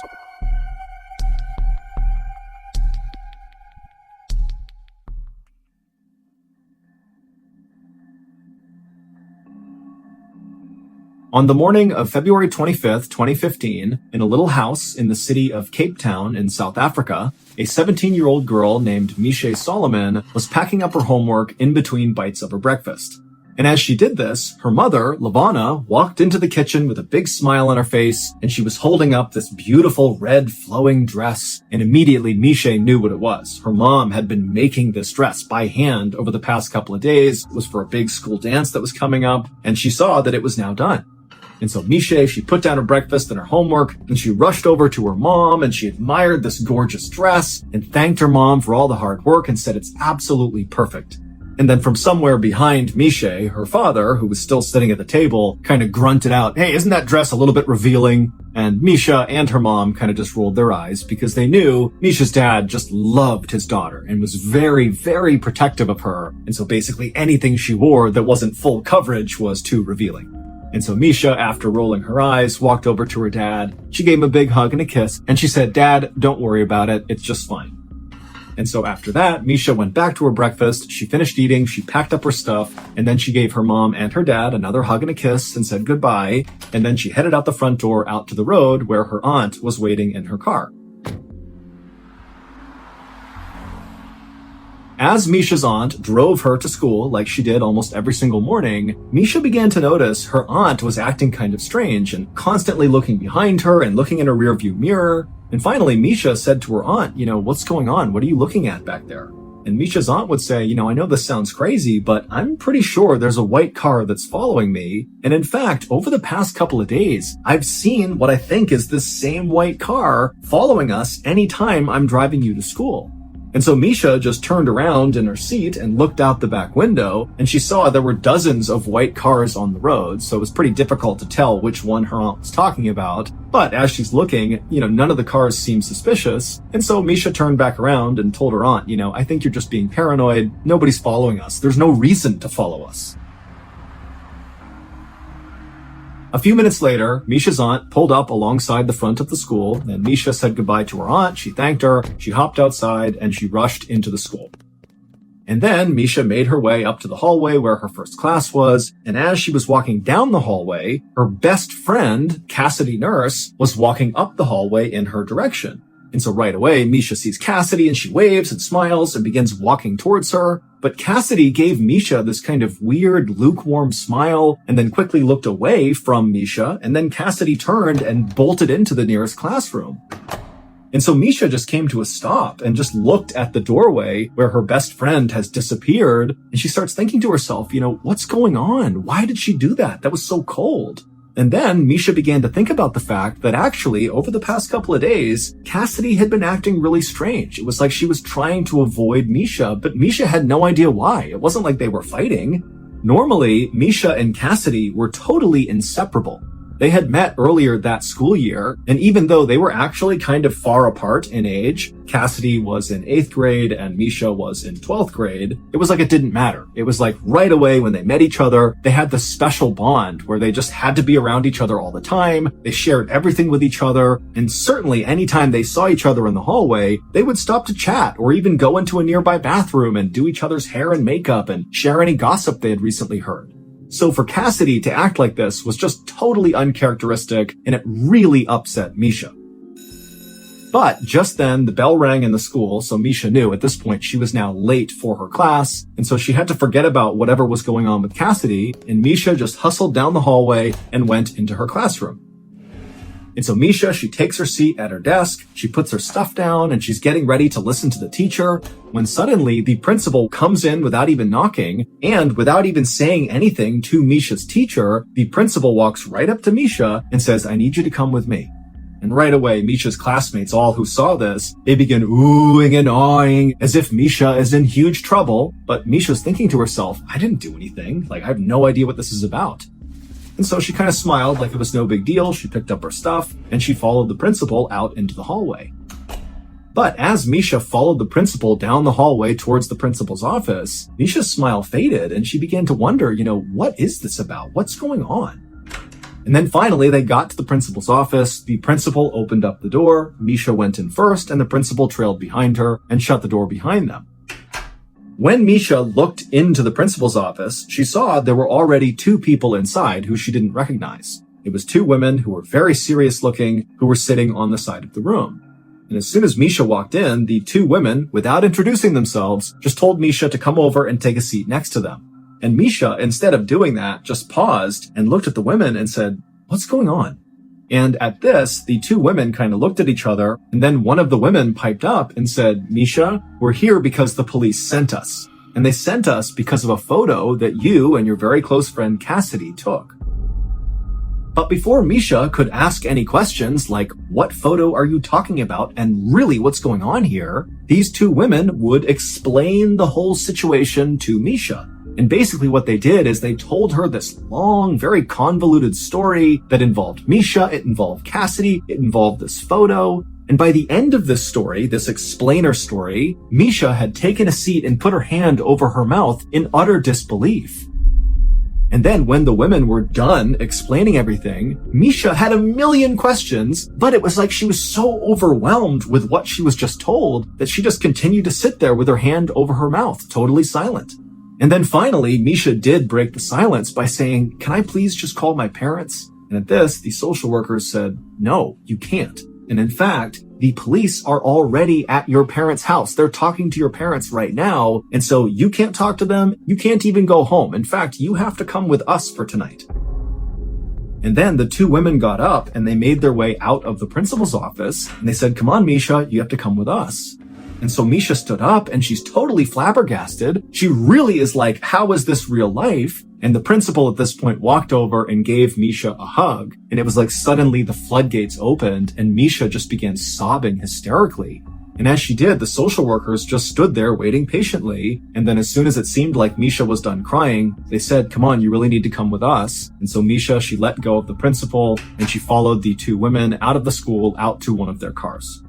And once they got in the car, the two women explained to Misha that they were going to take her to a safe house for the night.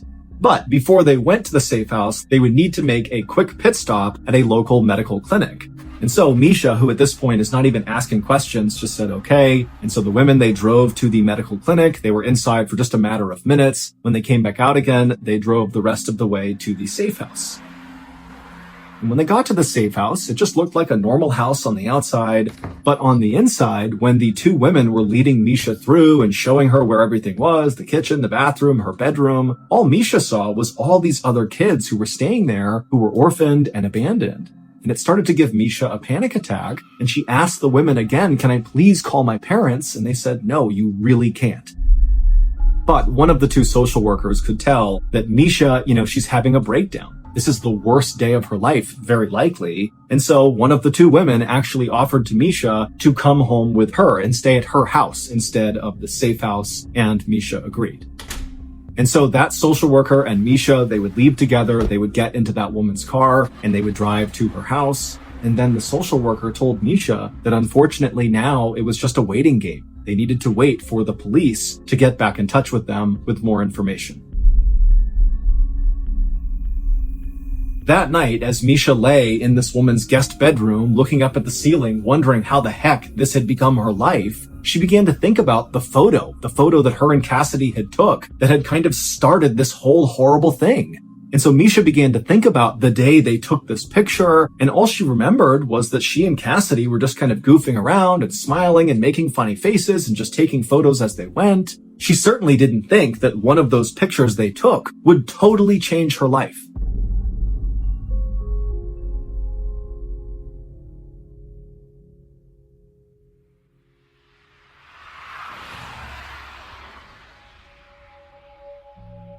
The following morning, when Misha woke up, the social worker brought her to their office, the social worker's office, and there they met with the other woman who had first met Misha in the principal's office, and the three of them just sat in the office, not talking much, eating chicken wings and other snacks, just literally waiting for police to call them.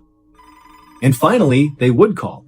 And when they did, one of the social workers answered the phone, and as she listened to what she was being told, she began to frown, and by the time she hung up, she was crying. The news from the police was the news Misha had been afraid of ever since sitting in the principal's office the day before and hearing this whole crazy story about her and Cassidy and this photo.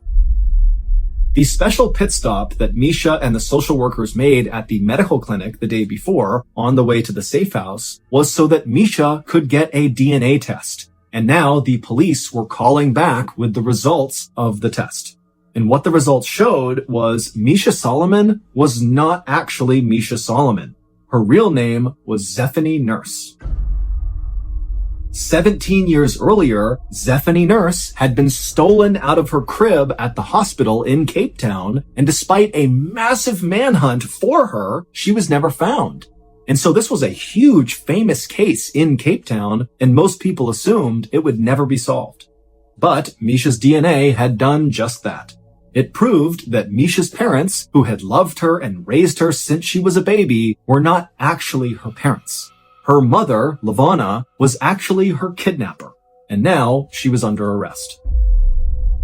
But even though this revelation was incredibly shocking and upsetting for Misha, it was not nearly as shocking as learning the identity of her real biological parents. The social workers took Misha from their office to the police station, where they told Misha her real biological parents were waiting to meet her. And so once they went inside the police station, Misha gripped onto the social worker's arm tightly. She was incredibly nervous, and she was led down a hallway to a door that was shut. And then finally, when Misha was ready, she pushed the door open, and her real parents, who were sitting right in front of her, they stood up and they ran towards her crying. But Misha just stood there, stunned and silent, staring at them. Because these people, they were not strangers to her. She knew them extremely well. They were the parents of her best friend in the world, Cassidy Nurse. Which meant Misha, aka Zephany Nurse, was Cassidy's sister. Months earlier, when Misha and Cassidy first met each other, the reason they hit it off so quickly, and the reason they had similar senses of humor and liked the same things, and looked so dramatically similar, is because they were literally sisters. They just didn't know it. And then one day, they took a series of selfie photos of themselves, and Cassidy, she would go home and show one of those photos to her parents and say, "Hey, look, my best friend, Misha Solomon, look how similar we look." And when Cassidy's parents looked at Misha Solomon, they instinctively knew, that is our daughter. That is Zephany Nurse. And so they would bring this photo to the police, and the police would begin to investigate. And during this investigation, they began trailing Misha.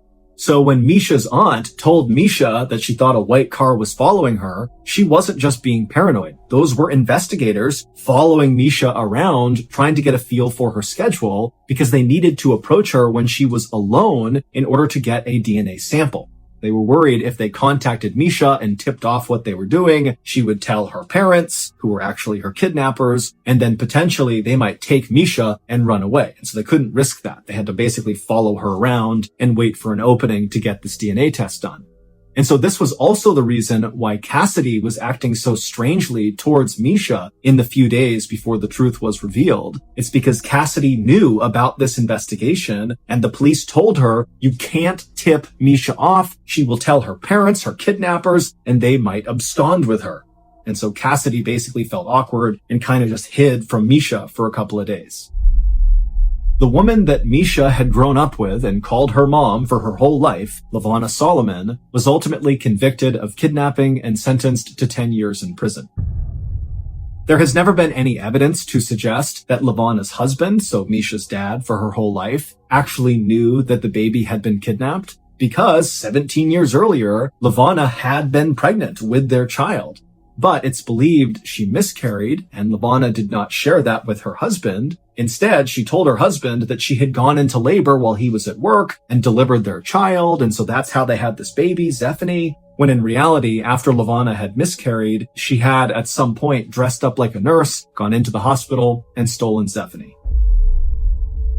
For her part, Zephany, aka Misha, stayed in touch with both sets of parents, the fake ones and her biological ones. And she would say that, she still loves the parents who kidnapped her because they raised her and they treated her well. And in fact, Zephany would actually wear that beautiful flowing red dress that Levana had stitched for her to her high school dance, well after the news came out about who Levana was. Misha also decided that she would just keep the name Misha because that was what she was used to, instead of going back to her baby name, Zephany.